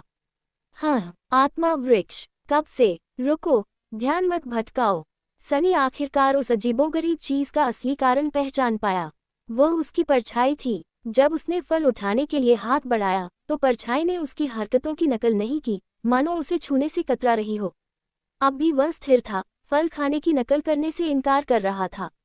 अजीब है, इस आदमी को क्या हो गया है? सनी ने एक और निवाला खाया और विचारों में खोकर छाया की ओर देखने लगा। परछाई का स्वभाव थोड़ा सनकी था, पर वो बिना वजह कुछ भी नहीं करती थी। अगर उसे फल पसंद नहीं आता था तो जरूर उस फल में कुछ गड़बड़ होगी। सनी की भौहें तन गईं। अचानक उसके दिल में भय की भावना घर कर गई। कुछ तो था, कुछ तो गड़बड़ थी। अरे, इन चीजों के बारे में सोचना इतना कठिन क्यों है? फल में कुछ गड़बड़ थी। ऐसा क्यों? रुको, क्या इसीलिए मैं नेफिस पर चिल्लाई थी? उसने एक समझौता तोड़ा था। वो समझौता क्या था? सनी को एक बहुत ही जरूरी बात याद आने वाली थी। उसे लग रहा था कि बस धागा खींचना है और सारी सच्चाई सामने आ जाएगी। यदि वह असफल हो गया तो कुछ भयानक घटित होने वाला था। लेकिन तभी सनी का ध्यान भटक गया। कुछ अप्रत्याशित घटित हुआ, कुछ ऐसा जिस पर उसे पूरा ध्यान देने की आवश्यकता थी। तुरंत ही वह किसी तरह आत्मा वृक्ष के फलों से जुड़ी समस्या के बारे में भूल गया, क्योंकि उस समय मंत्र उसके कान में बोल रहा था, आपकी परछाई मजबूत होती जा रही है। क्या? उसने पलकें झपकाईं, फिर अपने हाथों में रखे स्वादिष्ट फल को देखा। सनी के तीसरा निवाला निगलते ही मंत्र ने उसकी शक्ति में वृद्धि की घोषणा कर दी। स्तब्ध होकर उसने अपना सिर उठाया और नफिस की ओर देखा। चेंजिंग स्टार भी अजीब से भाव लिए उसके फल को घूर रही थी। उसकी नजरें भांपते हुए उसने ऊपर देखा। सनी ने अपने होंठ चाटे। पब फ्यूचर विज्ञापन। क्या तुमने? उसी समय नेफिस ने कहा, मैंने अभी अभी आत्मा के सार का एक बिंदु अवशोषित किया है। बिना कुछ कहे वे दोनों कैसी की ओर मुड़े। अंधी लड़की बड़े चाव से फल खा रही थी। लाल रस उसकी ठुड्डी से बहकर जमीन पर टपक रहा था। एक क्षण रुककर वह मुस्कुराए। दरअसल मुझे कुछ समय पहले ही यह प्राप्त हुआ था। सनी की आंखें चौड़ी हो गईं। उत्साह से उसने रूम्स को बुलाया और सही समूह ढूंढ निकाला। छाया टुकड़े 9710 उसे सचमुच एक टुकड़ा मिला। घातक राक्षसों के खिलाफ लड़ाई में अपनी जान जोखिम में डाले बिना उसने एक छाया टुकड़ा प्राप्त किया। अंततः सनी को यह समझ में आ गया कि क्यों कारापेस दानव आत्मा वृक्ष और उसके फलों पर इतना आसक्त था। ये फल सचमुच जादुई थे। सारी बेचैनी भूलकर उसने अपना हाथ उठाया और लालच से रसीले, स्वादिष्ट, पौष्टिक मांस को चबाया। तारानकन तारानकन तारानकन। देर शाम, जब सूरज क्षितिज के पीछे छिप चुका था और अंधेरे समुद्र ने एक बार फिर एशियन बैरो को एकांत द्वीप में बदल दिया था, वे तीनों रात की तैयारी कर रहे थे। वे उस विशाल वृक्ष की जड़ों के बीच विश्राम करने के लिए अपना डेरा डाल चुके थे। चमत्कारी फलों के सेवन से प्राप्त नई ऊर्जा से उनकी सारी चिंताएं मानो गायब हो गईं। पश्चिम की ओर आगे बढ़ने का कोई रास्ता न होने के कारण नेफिस, सनी और कैसी ने कोई भी निर्णय लेने से पहले कुछ दिन आराम करने का निर्णय लिया। वे एक छोटी छुट्टी के हकदार थे। एशियन बैरो आराम करने के लिए एक आदर्श जगह थी। आसपास के बंजर इलाके में कोई राक्षस नहीं थे। यह इतना बड़ा था कि उन्हें समुद्र की भयावहता से बचा सकता था और सोल ट्री की बदौलत उनके पास भरपूर भोजन भी था। इससे भी अधिक, ये भोजन उन्हें शक्ति भी प्रदान कर सकता है। वे अपनी जान जोखिम में डाले बिना और कहाँ मजबूत हो पाएंगे। जहाँ तक नरक की बात है, ये स्थान लगभग स्वर्ग जैसा था। सनी गिरे हुए पत्तों के अस्थायी गद्दे पर लेटी हुई थी। कई दिनों में पहली बार उसे आराम और आशा का एहसास हो रहा था। चीजें बेहतर होती दिख रही थीं। सोने से पहले उसने विशाल वृक्ष की विशाल शाखाओं पर नजर डाली और थोड़े अफसोस के साथ सोचा, कारपेस दानव के चले जाने के बाद इस शानदार पेड़ की रक्षा करने वाला अब कोई नहीं है। जब हम अपनी यात्रा जारी रखेंगे तो ये पूरी तरह से रक्षाहीन हो जाएगा। कितने अफसोस की बात है। उसकी चेतना पहले ही आधी नींद में थी। हालांकि अंधेरे में पूरी तरह डूबने से ठीक पहले सनी के मन में एक आखिरी विचार आया। ये कितने शर्म की बात है कि यहाँ कोई भी इसकी सेवा करने के लिए नहीं होगा और इसे खिलाने के लिए नहीं होगा और इसके बीज फैलाने में मदद करने के लिए नहीं होगा। पब फ्यूचर विज्ञापन। अध्याय 78 आनंद। सुबह सुबह सनी की नींद पत्तों की हल्की सरसराहट से खुली। आंखें खोलते ही उसने देखा कि आत्मा के पेड़ के लाल मुकुट से धूप की किरणें गिर रही हैं, जो दुनिया को गुलाबी रंग के कोमल रंगों में रंग रही हैं। नज़ारा बेहद खूबसूरत और शांत था। ऐसा लग रहा था मानो सपनों के लोक का कोई भी खतरा और खौफ उस तक पहुंच ही नहीं पा रहा हो। एक हल्की हवा उसकी त्वचा को छू रही थी, जो अपने साथ ठंडक और गिरे हुए पत्तों की गंध लेकर आ रही थी। काफी समय बाद पहली बार सनी को शांति का अनुभव हुआ। क्या छुट्टियों का यही अनुभव होता है? यदि ऐसा है तो उनका यह निर्णय अब तक का सबसे अच्छा निर्णय था। वह जम्हाई लेते हुए उठ बैठा और आलस से इधर उधर देखने लगा। कैसी और नेफिस पहले से ही जाग चुके थे। उन्हें देखकर सनी के चेहरे पर मुस्कान आ गई। मैं क्यों मुस्कुरा रहा हूँ? अपना सिर हिलाते हुए सनी ने गंभीर भाव बनाए और कहा, शुभ प्रभात। लड़कियों ने उसका अभिवादन किया। फिर नफिस ने अपना सिर थोड़ा झुकाकर पूछा, अरे, क्या तुम्हें याद है कि हमने कल रात किसी को निगरानी के लिए क्यों नहीं छोड़ा था? सनी ने पलकें झपकाईं। सचमुच, कैंप की रखवाली किसी ने क्यों नहीं की थी? ओह नहीं, मुझे लगता है हम बहुत थक गए थे। और फिर यहाँ बहुत सुरक्षित है। हम अपनी नींद क्यों छीने? सनी को उम्मीद थी कि चेंजिंग स्टार उन्हें डांटेगा, लेकिन अप्रत्याशित रूप से उसने बस कंधे उचका दिए। उद्धरण चिन्ह ... मेरे ख्याल से ये तो उसकी तरह नहीं है। क्या मैं ही अकेली हूँ जो अच्छे मूड में है? नेव को बेहतर महसूस कराने के लिए उसने नीचे की ओर इशारा करते हुए कहा, चिंता मत करो, अगर कुछ होता तो मेरी परछाई हमें आगाह कर देती। ऐसा लग रहा था जैसे वह अपना सवाल ही भूल गई हो और वही काम करने लगी हो जो पहले कर रही थी। इन दिनों तीनों का ध्यान आसानी से भटक जाता था। सनी ने आह भरी, तो आज तुम लोग क्या करने वाले हो? कैसी ने मुस्कुराते हुए उसकी ओर मुड़कर चिढ़ाने वाले लहजे में उत्तर दिया, कुछ नहीं, हम छुट्टी पर हैं, याद है? तो हम बस आराम करने जा रहे हैं। लगता है कोई योजना है। योजनाओं के बारे में बात करते हुए उस समय कैसी ने क्रोधित होकर एक हास्यपूर्ण सख्त अभिव्यक्ति के साथ कहा, तुम भी, सनी, तुम्हें योजना बनाने, षड्यंत्र रचने की अनुमति नहीं है।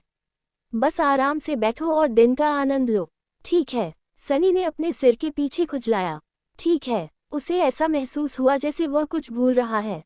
क्या पर? नेफिस की ओर देखते हुए सनी ने झिझकते हुए पूछा। मुझे याद दिलाओ, तुम कल आत्मा वृक्ष पर क्यों चढ़े थे? उसने असमंजस में उसकी ओर देखा। ओह, मुझे सच में याद नहीं। फल लेने, चमत्कारी फलों का जिक्र सुनकर सनी मुस्कुराया और सिर हिलाया। हाँ, ये बात तो सही है। तारानकन। कुछ दिन बीत गए। सनी, नेफिस और कैसी ने उन्हें दुनिया की किसी भी चीज से बेपरवाह होकर आराम से बिताया। उनके थके हुए शरीर और दिमाग को आराम की जरूरत थी। पब फ्यूचर विज्ञापन। वे दोपहर तक सोते, स्वादिष्ट फल खाते और आग के चारों ओर बैठकर बातें करते या बस उसकी गर्मी का आनंद लेते। कभी कभी वे खेल खेलते या मनोरंजन के दूसरे तरीके अपनाते। बाकी समय वे अकेले रहते और एकांत के लगभग भुला दिए गए एहसास का आनंद लेते। सनी अपनी जिंदगी के ज्यादातर समय अकेले ही रहा था, इसलिए पिछले कुछ हफ्ते जो उसने दूसरों के साथ अकेले एक पल भी न बिताते हुए बिताए थे, एक थका देने वाला अनुभव था। उसे एक बार फिर अपने विचारों के साथ अकेले रहने का मौका मिल रहा था। वह उसका भरपूर आनंद ले रहा था। सौभाग्य से द्वीप इतना बड़ा था कि यदि वे तीनों परेशान नहीं होना चाहते थे तो वे अलग अलग रह सकते थे। ऐसा अक्सर नहीं होता था। पहले तो उसे लगा था कि बिना कुछ किए आराम करते रहना बहुत जल्द उबाऊ हो जाएगा, लेकिन हैरानी की बात है कि ऐसा नहीं हुआ। उसे जमीन पर लेटे हुए, आत्मा के पेड़ की धीरे धीरे हिलती शाखाओं को निहारते हुए, आनंदमय अनुभूति में खोया हुआ, बिल्कुल अच्छा लग रहा था। ऐसे क्षणों में उसे समय का पता ही नहीं चलता था और अक्सर उसे एहसास होता था कि पूरे घंटे बीत चुके हैं, तभी सूरज ढलने वाला होता था। समय की अवधारणा सामान्यतः समझ पाना अजीब तरह से मुश्किल हो गया था। सनी को पूरी तरह से यकीन नहीं था कि उन्होंने उस शांत द्वीप पर कितने दिन बिताए थे। उसे पूरा यकीन था कि एक हफ्ते से भी कम समय बीता होगा, लेकिन उसे ठीक ठीक याद नहीं था कि कितने दिन बीते थे। किसी चीज को याद न रख पाना एक आम बात हो गई थी। तीनों की भूलने की आदत बढ़ती जा रही थी। कभी कभी सनी अपनी पिछली जिंदगी की बातें याद करने की कोशिश करता या उनके व्यवहार में अजीबोगरीबपन देखता, लेकिन एक मिनट बाद ही किसी मामूली विचार या घटना से विचलित होकर वह इन चिंताओं को भूल जाता। उसकी यादें धुंधली होती जा रही थीं। बस यही साफ था कि जादुई फल कितने स्वादिष्ट और ताजगी भरे थे, आत्मा के पेड़ की छाया में रहना कितना सुखद था और वह कितना शानदार था। वह वृक्ष सुंदर, दयालु और उदार था। उसने उन्हें लाल रंग की भूल भुलैया के अभिशप्त अभिशाप से बचाया, राक्षसों को दूर रखा और उनके शरीर और उनकी आत्मा दोनों को पोषण प्रदान किया। सनी को धीरे धीरे यकीन होता जा रहा था कि उस भव्य आत्मा वृक्ष को पाना एक सच्चा आशीर्वाद था। अपने उपहारों को पीछे छोड़कर बाहरी दुनिया की भयावहता में लौटने का विचार कम आकर्षक लगने लगा। जब वे यहाँ पूरी तरह खुश थे तो फिर यहाँ से क्यों गए? खैर, कम से कम उनमें से दो तो थे। हालांकि शुरुआत में नेफिस सनी और कैसी की तरह बेफिक्र और शांत थी, लेकिन जैसे जैसे समय बीतता गया वह अजीब तरह से निराश और उदास होती गई। ऐसा लग रहा था मानो वह अपनी पुरानी, दूर और मिलनसार प्रकृति में वापस लौट आए हो। उनके साथ बातचीत करने या आराम करने के बजाय चेंजिंग स्टार अपना ज्यादातर समय द्वीप के पश्चिमी किनारे पर अकेले बैठी, उदास आंखों से दूर तक देखती रही। सनी को समझ नहीं आ रहा था कि क्या हुआ है। वह उसके लिए चिंतित था। बार बार याददाश्त का कमजोर होना भी नेव के बारे में उसकी चिंता को कम नहीं कर पा रहा था। एक शाम सनी द्वीप के पश्चिमी ढलान पर पहुंचा। उसे ऐसा लग रहा था जैसे दर्द से उसका सिर फट जाएगा। न जाने क्यों वह यहाँ आते जाते अपनी यात्रा का उद्देश्य भूलता रहा। अपने इरादों पर अडिग रहने के लिए उसे अपनी पूरी इच्छा शक्ति लगानी पड़ी। वह नेफिस की जांच करना चाहता था। हमेशा की तरह वो पश्चिमी छोर की पहाड़ी पर बैठी दूर तक देख रही थी। सनी पहाड़ी पर चढ़ गया और झिझकते हुए उसे देखते हुए बैठ गया। अरे नेफ! बदलते सितारे ने उसकी ओर देखा। उसकी उदासीनता फिर से लौट आई, जिससे उसकी सच्ची भावनाओं को समझने की कोई भी कोशिश बेकार हो गई। कंगाल क्रांतिकारियों के बारे में ये जानकर आपकी जमीन खिसक जाएगी। 6 भारतीय महिलाएं जो खूबसूरत और दिमाग के लिए जानी जाती हैं। हालांकि ये स्पष्ट था कि वह ठीक नहीं थी। अरे! सनी ने अपने सिर के पीछे खुजलाया। क्या वह कुछ देख रहा था या उसके बाल पहले से थोड़े लंबे हो गए थे? आप छुट्टियों का आनंद क्यों नहीं ले रहे हैं? चेंजिंग स्टार ने भौहें चढ़ाईं। थोड़ी देर बाद उसने कहा, क्या हमें पश्चिम की ओर बढ़ते रहने की आवश्यकता नहीं है। उसने आश्चर्य से अपनी भौहें उठाईं। पश्चिम, पश्चिम में क्या है? नेव की भौहें गहरी होकर क्रोध में बदल गईं। मुझे याद नहीं, लेकिन मुझे लगता है। वह चुप हो गई, फिर धीरे से बोली, मुझे लगता है कि मुझे कुछ बहुत महत्वपूर्ण काम करना है। आत्मा वृक्ष को त्याग दो। कितना अजीब विचार है। सनी कुछ देर सोचती रही, ये समझने की कोशिश करती रही कि उसे यह विचार कहाँ से आया कि उन्हें कहीं और जाना चाहिए। आखिरकार उसने पूछा, सभी दिशाओं में से पश्चिम ही क्यों? नफिस उसकी ओर मुड़ा। उसके चेहरे पर एक अजीब, पीड़ादायक भाव था। दांत पीसते हुए उसने फुसफुसाया, मुझे नहीं पता। सनी ने आह भरी। अगर उसे नहीं पता था, तो जाहिर है उसे भी नहीं पता होगा। उसे बस इतना पता था कि वह उसे अच्छा महसूस कराना चाहता था। आखिर कैसे? सनी ने भौहें चढ़ाईं, कोई रास्ता सोचने की कोशिश कर रहा था। उसे लगा कि कोई बहुत साफ बात है जो वह भूल रहा है, कुछ ऐसा जो नेव की पीड़ा को तुरंत मिटा दे। जब उसे यह एहसास हुआ तो वह स्तब्ध रह गया। बिल्कुल, मैं कैसे भूल सकता हूँ? जवाब बिल्कुल साफ था। उसे बस आत्मा के पेड़ पर चढ़ना था और उसके खाने के लिए कोई खास रसीला फल ढूंढना था। अध्याय 79 भाग्य का मोड़। जब सनी बड़े पेड़ के पास लौटा तो अंधेरा हो चुका था। कैसी अपने लबादे के नीचे आराम से सो रही थी। उसके चेहरे पर एक सुकून भरी मुस्कान थी। मीठी नींद आए। बहुत समय से उसे अपने भयानक दृश्यों से कोई परेशानी नहीं हुई थी। जब से उन्होंने शांत द्वीप पर रहने का फैसला किया, सब कुछ बेहतर हो गया। नेव के मूड को छोड़कर सब कुछ। उसने आज कैंप लौटने की जहमत भी नहीं उठाई, बैरो के पश्चिमी किनारे पर ही रही। सनी को यह पसंद नहीं आया कि वह काले पानी के इतने करीब थी। उसने आह भरी, मुझे जल्द से जल्द उसके लिए कुछ स्वादिष्ट फल लाने की जरूरत है। जादुई फल खाने के बाद वह उदास नहीं रह पाती। वे कितने मीठे और स्वादिष्ट थे। उनके बारे में सोचते ही सनी के मुंह में पानी आ गया। उद्धरण शायद मैं भी अपने लिए एक ढूंढ लूं। शुरुआत में वे बारी बारी से आत्मा वृक्ष की निचली शाखाओं पर चढ़कर फल इकट्ठा करते थे। हालांकि हाल ही में नेफिस अपनी अजीब उदासी से विचलित होने लगा। नतीजतन समूह सभी के लिए फल लाने के लिए उस पर निर्भर हो गया। उसने सबसे निचली डालियों को पहले ही साफ कर लिया था और सबसे पके फलों को पहले चुन लिया था। बाद वाले फल छोटे थे और उतने स्वादिष्ट नहीं थे, हालांकि उनका स्वाद लाजवाब था। चूंकि हर फल इतना बड़ा था कि एक व्यक्ति लंबे समय तक तृप्त रह सकता था, इसलिए वे दिन में शायद ही कभी एक से ज्यादा खाते थे। सबसे पके फलों से सनी को 1 या 2 छाया के टुकड़े मिले, जबकि छोटे फलों से 1 या बिल्कुल भी नहीं। मुझे आश्चर्य है कि मैंने कितने छाया खंड जमा कर लिए होंगे। 100 से ज्यादा तो होंगे ही, है ना? शायद 110 भी नहीं। बिल्कुल नहीं। हम यहाँ बस कुछ ही दिन, ज्यादा से ज्यादा 1 हफ्ते से हैं। वह बस रून्स को बुलाकर जांच कर सकता था, लेकिन किसी कारणवश उसके मन में यह विचार ही नहीं आया। अगर ऐसा होता तो वह भयभीत हो जाता। छाया के टुकड़ों को भूलकर सनी ने ऊपर देखा और अपने सिर के पिछले हिस्से को खुजलाया। पहले तो वह सुबह पेड़ पर चढ़ने और पहले से कहीं ज्यादा ऊंचाई पर जाकर नेव को देने के लिए सबसे अच्छे और स्वादिष्ट फल की तलाश करने की योजना बना रहा था। लेकिन सोचने के बाद उसने रात खत्म होने तक इंतजार न करने का फैसला किया।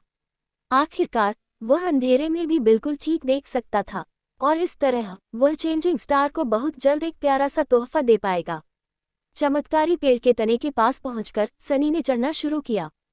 पहला चरण सबसे कठिन था क्योंकि उसके पास पकड़ने के लिए चिकनी ओब्सीडियन छाल पर छोटी छोटी दरारों और उभारों के अलावा कुछ नहीं था। शाखाओं तक पहुंचने के लिए उसे बहुत मेहनत करनी पड़ी। हालांकि उसे इसकी आदत हो चुकी थी। अपने हाथों और पैरों को लगभग सहजता से हिलाते हुए सनी ऊपर और ऊपर उठता गया। जल्द ही वह खुद को एक विशाल चौड़ी शाखा के ऊपर खींच रहा था। ये पहली शाखाएं सड़कों जितनी चौड़ी थीं। वह कुछ देर वहीं बैठ गया और रात की ठंडी हवा का आनंद लेते हुए आराम करने लगा। सनी इससे पहले कभी अंधेरे में सोल ट्री पर नहीं चढ़ी थी। पत्तों से छनकर आती तेज धूप के बिना वह अजीब तरह से अलग लग रहा था। उसकी जीवंत भव्यता गायब हो गई थी। उसकी जगह एक भयानक सन्नाटा छा गया था। लाल पत्तों की सरसराहट अब शांत और सुकून देने वाली नहीं लग रही थी। दरअसल सनी सिहर उठी। ऐसा लग रहा था जैसे हजारों हजारों आत्माएं फंसी हुई हों और सभी पीड़ा से चीख रही हों। आज मुझे क्या हो गया है? मैं ऐसी बातें सोच भी कैसे सकता हूँ? कितना मूर्ख हूँ। अच्छा हुआ कि वह बड़ा पेड़ मेरी आवाज नहीं सुन पा रहा है, वरना मुझे बहुत शर्म आती। मुझे माफ कर दो, आत्मा वृक्ष। सिर हिलाते हुए सनी उठ खड़ा हुआ और चढ़ता रहा। वह खुद से बहुत निराश था। पेड़ ने उन्हें जो भी अच्छी चीजें दी थीं, उसके बाद भी उसने बेवकूफी में उसकी उदारता पर शक किया था, उसकी महानता पर, उसकी खाने की इच्छा पर। हमेशा भूखा, हमेशा बढ़ता हुआ, भूखा भूखा हमेशा। कितना कृतघ्न। आखिर उसने सोचना क्यों शुरू किया? आखिर वह किस बारे में सोच रहा था? सनी ने भौहें चढ़ाईं, उसे अपने विचारों की श्रृंखला याद नहीं आ रही थी। उफ, जो भी हो, मैं यहाँ नेव के लिए स्वादिष्ट फल ढूंढने आया हूँ, अपनी तर्क वितर्क का अभ्यास करने नहीं। ऊपर चढ़ते चढ़ते वह जल्द ही उस क्षेत्र से विमुख हो गया जिसकी उन्होंने पहले खोज की थी। विशाल वृक्ष का शिखर इतना विशाल था कि उसमें एक भूलभुलैया बन गई थी। बड़ी शाखाएं चारों दिशाओं में बेतरतीब ढंग से बढ़ी हुई थीं, मुड़ती और एक दूसरे को काटती हुई। घनी पत्तियों ने दृष्टि को अवरुद्ध कर दिया था और फलों को ढूंढने का कोई भी प्रयास कठिन और समय लेने वाला बना दिया था। फिर भी सनी ने आगे बढ़ने की ठान ली थी। उसने सोचा कि अगर वह बहुत ऊंचाई पर जाए, जहां सूरज की रोशनी ज्यादा होती है, तो फल ज्यादा पके होंगे। उन्होंने कभी ऊंची शाखाओं से कोई फल नहीं खाया था। अगर उसे कोई सचमुच अद्भुत फल मिल जाता, तो नेफिस को अपना मन बदलना पड़ता और द्वीप छोड़ने का अपना अजीबोगरीब विचार त्यागना पड़ता। आखिरकार ये फल जादुई थे, शायद वह मुस्कुरा भी दे। उत्साहित होकर सनी ने चढ़ाई जारी रखी। समय धीरे धीरे बीतता गया। काफी देर बाद सनी को आखिरकार लगा कि वह काफी ऊपर चढ़ चुका है। उसे ठीक से याद नहीं था कि उसने कितने घंटे पहले चढ़ाई शुरू की थी, लेकिन उसकी मांसपेशियों में दर्द और शाखाओं की कम होती चौड़ाई देखकर लग रहा था कि वह पेड़ के ऊपरी हिस्से में कहीं पहुंच गया है। एक डाल पर पैर रखकर वह धीरे धीरे आगे बढ़ा और इधर उधर देखने लगा। फलों को ढूंढना आसान नहीं था, इसके लिए अच्छी समझ और धैर्य की जरूरत थी। ... और हाँ, संतुलन का एक अद्भुत एहसास। इतनी ऊंचाई से गिरना कोई खास अनुभव नहीं होगा, दरअसल यह उसका आखिरी अनुभव होगा। आसपास के माहौल को ध्यान से देखते हुए सनी उस विशाल पेड़ के तने से दूर होता गया। उसके पैरों तले शाखाएं धीरे धीरे हिल रही थीं। कई बार वह एक से दूसरी पर उछला, जिससे पत्तों की सरसराहट की धुन बदल गई। रास्ते में उसने कई लटके हुए फल देखे। वे पके और स्वादिष्ट लग रहे थे, लेकिन उनमें से कोई भी खास नहीं था, और वह सबसे स्वादिष्ट फल ढूंढना चाहता था। आखिरकार सनी इतना आगे बढ़ गया कि उसकी शाखाएं बहुत पतली और संकरी हो गईं। अब वे लगभग एक सामान्य पेड़ जितनी ही बड़ी हो गई थीं, मुश्किल से उसका वजन संभाल पा रही थी। लेकिन उसे अभी भी नफिस के लिए उपयुक्त उपहार नहीं मिला। सनी निराश होकर बेबस होकर इधर उधर देखने लगा। उसे सचमुच लगा था कि वह ऐसा कर पाएगा। तभी उसे कुछ अजीब बात नजर आई। उससे कुछ दूरी पर, जिस शाखा पर वह खड़ा था, उसके ठीक ऊपर की शाखाएं नीचे की ओर मुड़ी हुई थीं, मानो किसी चीज का बोझ उन पर हो। हालांकि वह ठीक से देख नहीं पा रहा था कि पत्तों की उस लगभग अभेद्य दीवार के पीछे क्या है। दरअसल उसे यह असामान्यता सिर्फ इसलिए नजर आई क्योंकि अंधेरा था। दिन के उजाले में सोल ट्री के पत्तों का चमकीला रंग उसकी शाखाओं के आकार को अस्पष्ट बना देता था, लेकिन सनी की रात्रि दृष्टि में सभी रंग फीके पड़ गए थे, लगभग धूसर रंग के विभिन्न रंगों में बदल रहे थे। दिलचस्प। छलांग लगाते हुए उसने एक ऊंची डाल पकड़ ली और खुद को ऊपर खींच लिया। फिर गिरने से बचने के लिए सावधानी बरतते हुए सनी पत्तों की बाधा के पास पहुंचा और आगे निकल गया। इस प्रक्रिया में उसे परछाई की मदद से अपनी ताकत और फुर्ती बढ़ानी पड़ी, वरना उसे या तो पीछे लौटना पड़ता या नीचे गिरकर मरना पड़ता। अंततः उसने खुद को पत्तों की आखिरी परत से मुक्त किया और एक कदम आगे बढ़ाया। तभी सनी ठिठक गया। उसकी आंखें आश्चर्य से चौड़ी हो गईं। उसके ठीक सामने मुड़ी हुई शाखाओं की गुप्त जेब में दुनिया से छिपा हुआ लाल पत्तियों के बीच एक विशाल विस्तृत पक्षी का घोंसला बना हुआ था। अध्याय 80 अन्वेषण की भावना। घोंसला गोलाकार था, जिसके बीच में एक गोल छेद था। आमतौर पर ऐसा घोंसला घास और टहनियों से बनाया जाता है, लेकिन ये घोंसला एक विशाल वृक्ष की शाखाओं से बनाया गया था, जिनमें से प्रत्येक कम से कम एक आदमी की भुजा जितनी मोटी थी। ये शाखाएं एक अव्यवस्थित पैटर्न में मुड़ी और गुंथी हुई थीं, जिससे बिना किसी अंतराल वाली गोमेदकाली दीवारें बन रही थीं। सनी ने ऐसा पहले कभी नहीं देखा था। असल दुनिया में तो पक्षी दुर्लभ ही दिखते थे, विशालकाय पक्षियों की तो बात ही छोड़ दीजिए। घोंसले का प्रवेश द्वार इतना बड़ा था कि एक छोटा ट्रक भी उसमें से गुजर सकता था। घोंसला खुद कई गुना बड़ा था। बहुत खूब। एक पल के लिए उसे डर लगा, कहीं कोई विशालकाय पक्षी आसपास तो नहीं है। लेकिन फिर उसका डर गायब हो गया। घोंसला सूना सा लग रहा था। वह पुराना और खाली था, उसके कुछ हिस्से पहले ही ढहने की कगार पर थे। ऐसा लग रहा था मानो हजारों साल बीत गए हों जब कोई इस छिपी हुई रहस्यमयी जगह पर गया हो। हवा में अकेलेपन और वीरानी का एहसास भरा हुआ था। बात तो सही है, अगर मैं मुश्किल से पत्तों के बीच से निकल पाया तो एक विशालकाय राक्षस बिना बाधा में एक बड़ा छेद छोड़े कैसे निकल पाएगा। सनी हिचकिचा रहा था, उसके दिल में सावधानी और जिज्ञासा एक दूसरे से जूझ रहे थे। एक तरफ प्राचीन घोंसलों की खोज करना कहीं भी अच्छा विचार नहीं था, सपनों के दायरे में तो बिल्कुल नहीं। इसमें बहुत जोखिम था। दूसरी ओर इससे आपको बड़ा इनाम भी मिल सकता है। और क्या ये वाकई बहुत दिलचस्प नहीं था। अंत में सनी ने अपनी जिज्ञासा शांत करने के लिए घोंसले के अंदर चढ़ने का फैसला किया। एक अप्रत्याशित विचार के बाद उसने खुद को आश्वस्त कर लिया था कि वह सुरक्षित है। अपनी विकृत मनस्थिति में सनी को यकीन हो गया था कि आत्मा वृक्ष एक महान और दयालु प्राणी है जो उन्हें बाहरी दुनिया में छिपे भयानक खतरों से बचाता है। यदि ऐसा है तो फिर उस विशाल वृक्ष से संबंधित कोई भी चीज असुरक्षित कैसे हो सकती है। घोंसले के प्रवेश द्वार के पास पहुंचकर वह टहनी के किनारे पर संतुलन बनाकर अंदर देखने की कोशिश करने लगा। हालांकि वह इतना लंबा नहीं था कि घोंसले की छत के अंदरूनी हिस्से के अलावा कुछ भी देख सके। चूंकि उसकी स्थिति काफी नाजुक थी, इसलिए सनी ने इस अपरिहार्य घटना को टालने का फैसला किया और छलांग लगाकर प्रवेश द्वार के किनारे से ऊपर कूद गया। एक क्षण बाद वह एक नरम सतह पर उतरा। घोंसले का निचला हिस्सा सफेद रेशमी मकड़ी के जालों की एक मोटी गद्दी से ढका हुआ था। समय ने उन्हें रेत की तरह भंगुर और लचीला बना दिया था। चारों ओर इतना ज्यादा मकड़ी का जाला था कि एक पल के लिए सनी को लगा कि वह किसी विशाल सफेद कोकून में गिर गया है। लेकिन नहीं, ये तो बस एक घोंसला था।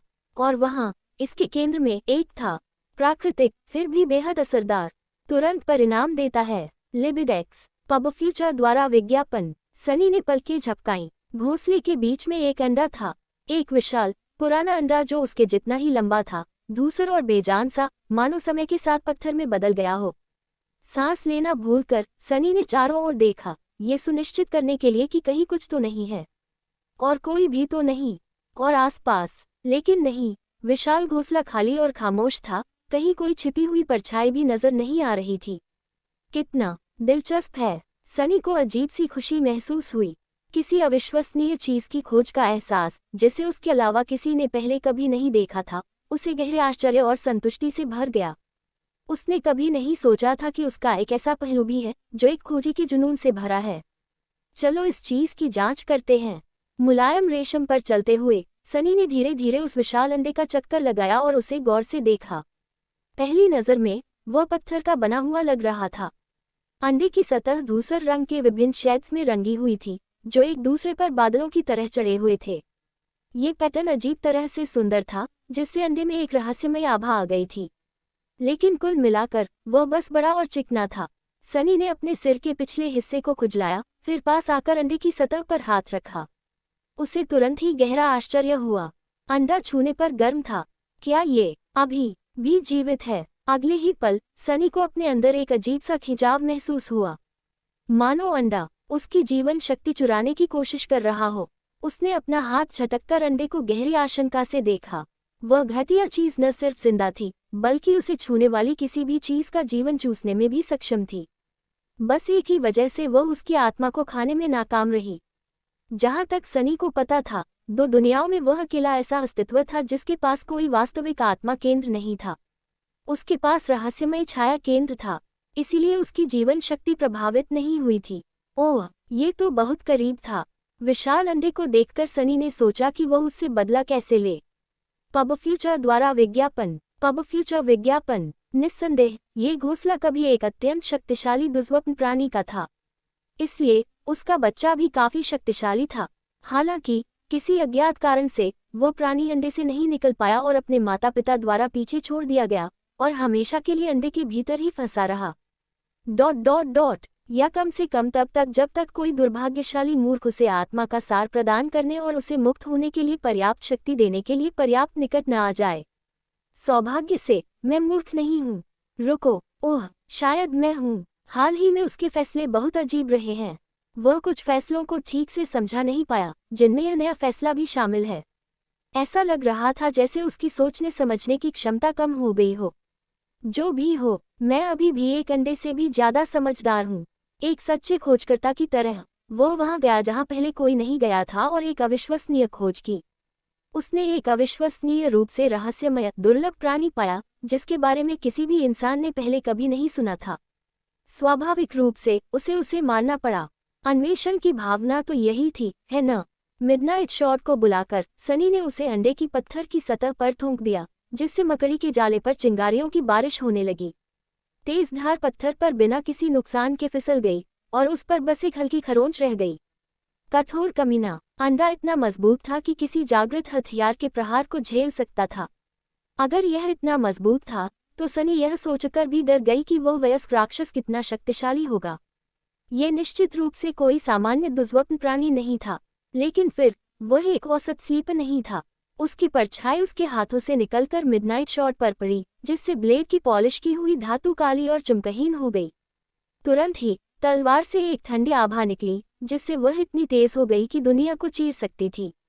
आगे बढ़ते हुए सनी ने शॉट को अपने सिर के ऊपर उठाया और जोरदार वार करते हुए नीचे की ओर काटा।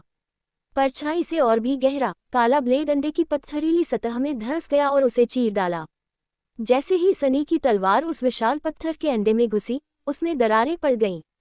दरारों से एक भयावह लाल रोशनी चमकी, फिर गायब हो गई। पीछे कुछ भी नहीं बचा, सिर्फ अंधेरा। सफेद मकड़ी के जाले पर एक चिपचिपा काला तरल पदार्थ बह निकला। इसके बाद छाए सन्नाटे में सनी ने स्पेल की मंत्रमुग्ध कर देने वाली आवाज सुनी। आपने एक महान शैतान, नीच चोर पक्षी के बच्चे को मार डाला है। आपकी परछाई मजबूत होती जा रही है। आपको एक स्मृति प्राप्त हुई है।